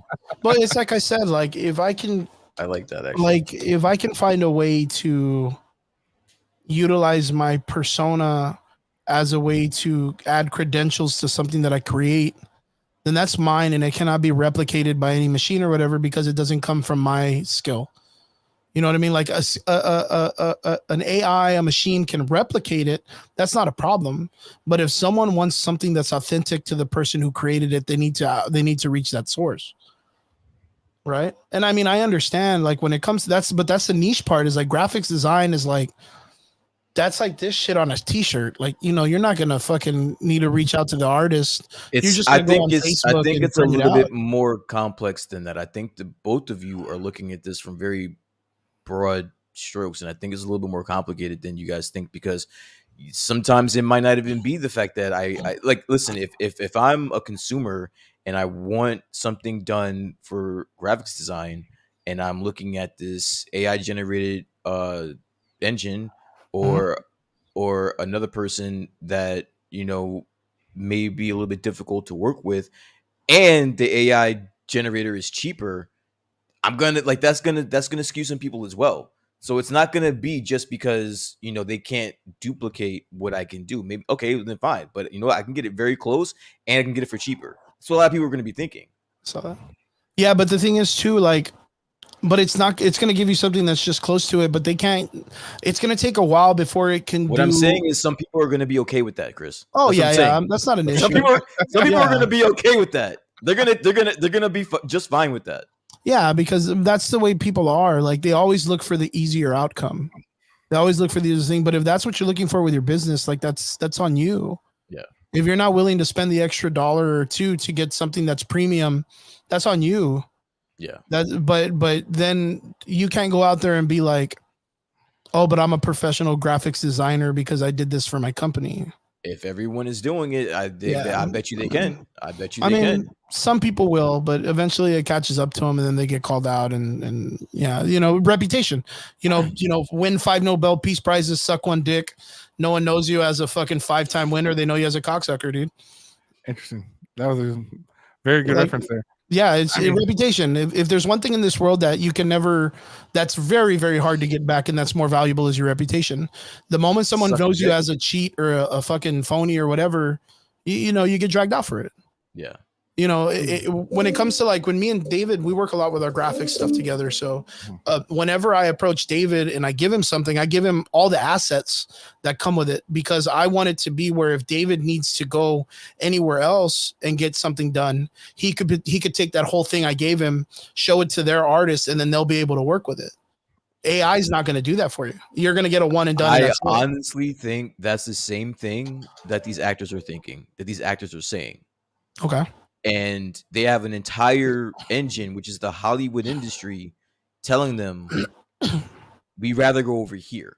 We hear what you guys are saying, and yes, your talents can't be duplicated, but I got this engine over here. I got this machine over here that can get me damn close. Oh, but that's fine. And we're gonna go. But like this, what I'm saying, like the reputation again is the thing. Because that machine's not going to replicate Robert Downey Jr. But what I'm saying is, the Hollywood's okay with that. So there's going to be people out there that are going to be okay with going that AI route. Listen, I'm all for you, dude. I wish that this shit wasn't a thing, but I do think, but like there is right now, I think you should be paying a lot more attention to this strike than anybody, because if your job is who you think is going to be next? Like, I know this shit was coming a long time ago. These actors think that this is such an important topic that they're willing to strike over it after they're like 60 fucking years. That should be an alarm bell to a lot of fucking people. Yeah. That should be like a full blaze alarm to a lot of fucking people, bro. Because they're taking this shit a lot, like, very seriously. Yeah, that's why I've been talking about it from the very beginning, that I think AI is like the worst thing you can do by just letting it free into the public. Yeah. Like, I get it when it's companies that are trying to figure out different ways to like better software or better hardware or make better engineering or whatnot, because computers can analyze way faster than the human mind can. So let's say we want to make a better rocket to go to space. You throw a bunch of calculations at it and get some scientists to work with it, bounce ideas off of them into them. The scientists will give us those engineering possibilities, but the fucking machine's going to figure it out way faster, way faster. We'll cut the time of evolution in software and hardware tenfold. We could have a bunch of things done, but we're not using it for that. We're like, oh, dude, what would be cool with AI? If I could put tits on a cat or something. Yeah, we're not even in the beta stages yet, dude. That's the scary part. Yeah, we're in alpha. Yeah, are you kidding? Shit. Like, in the fact of it, and this is what I tell people: look at how fast it took AI to learn how to make hands. Yeah, that was the one thing that everyone was like, dude, AI can't do hands. AI can't do hands. And the community got together and they were like, yo, fucking make me a picture, but fix the hands. Yeah. And then the fucking computer was like, hey, I got to fix my hands, man. Goddamn. But yeah, it's crazy. They're talking about the shit being sentient and shit, bro. Like, that's scary, man. That's scary as shit. Sentience is even scary. David, I know we got some stuff coming up. Let me know in the comments, or let me in the commenters know what you got coming up when it comes to your events, Terrace Hands, UCX, your show and stuff like that. Let us know what's up. Yeah, so we're open 7 days a week, guys. Monday through Saturday, 12 to 8 o'clock at 3937 South McCall Road, Edinburgh, Texas, 785 something because I can't remember. Oh, come on.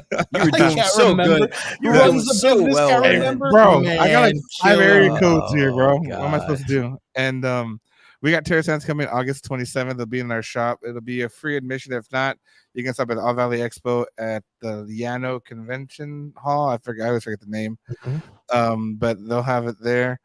As you guys can see, that's our Facebook. Feel free to follow, join us. We have our podcast there every Tuesday at 8:30. Feel free to join us. Sometimes we talk shit. Sometimes we interview people. Hey, that's us. That's 100%. us.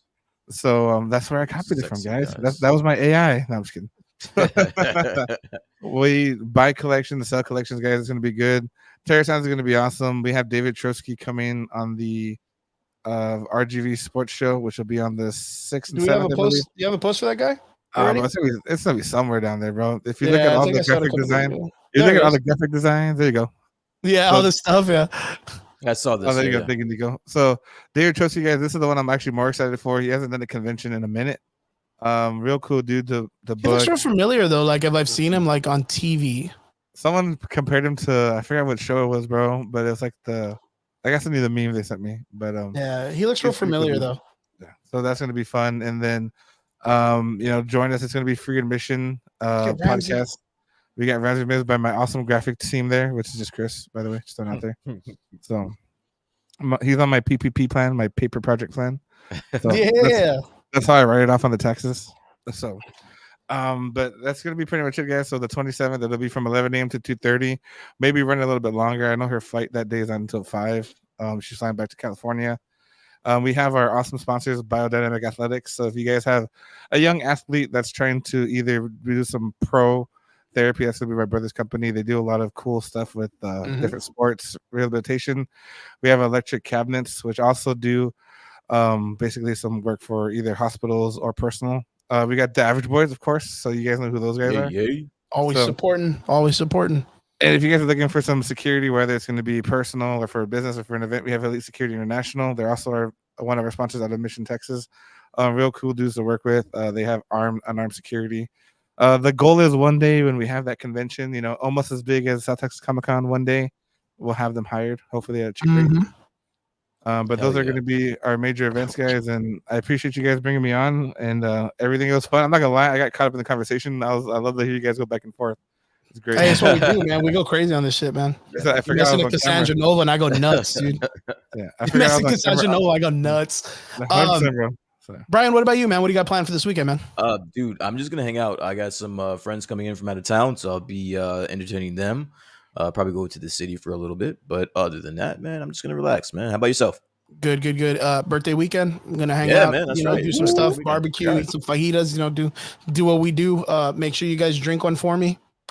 I can do And that. I can do drink that. Next responsibly. year, I'll be out there. I'll get you. We'll go to like a strip club or something next year. Yeah, we'll go to Chili's. We'll get a margarita at Chili's, dude. $2 All these taco margaritas at places. Chili's. I I'm said never this gonna is- let that go. That's said the a strip funniest shit to club. me, He man. says Chili's, bro. Like, I don't. Jeez, This man. is what I'm working with over here, David. This is what I'm working with, man. Hey, bro. Everybody out there, I want to you say get- thank you very much for chilling out with us, tuning in, and being with us throughout the conversation and jumping in the comments. We appreciate every one of you. John was in the comment section. My boy from Corpus Christi said many jobs, careers have become a thing of the past because of technology, of difference of businesses practices, AI having a similar effect. People will adapt with or choose not to and get a different job, and that's just what we do. Can get different jobs and stuff, and that's absolutely correct. John, good to hear from you, man. Miss you, brother. Hope you're doing good. Everyone out there, to all our extraordinary listeners, we appreciate every one of you tuning in every weekend. Don't forget Spotify, iTunes, Apple Podcasts, fucking Tamagotchis, the fucking TXI 82 calculators from your fucking high school. Like, join our fucking podcast either in our subscriptions on our podcasting or on YouTube. Guys, don't forget every Friday here, Friday night, 9 p.m. to 11 p.m. We appreciate every one of you. We hope you have a great weekend. And we'll see you guys again here next Friday. Average Boys Podcast coming at you. Laters. Peace. See you guys.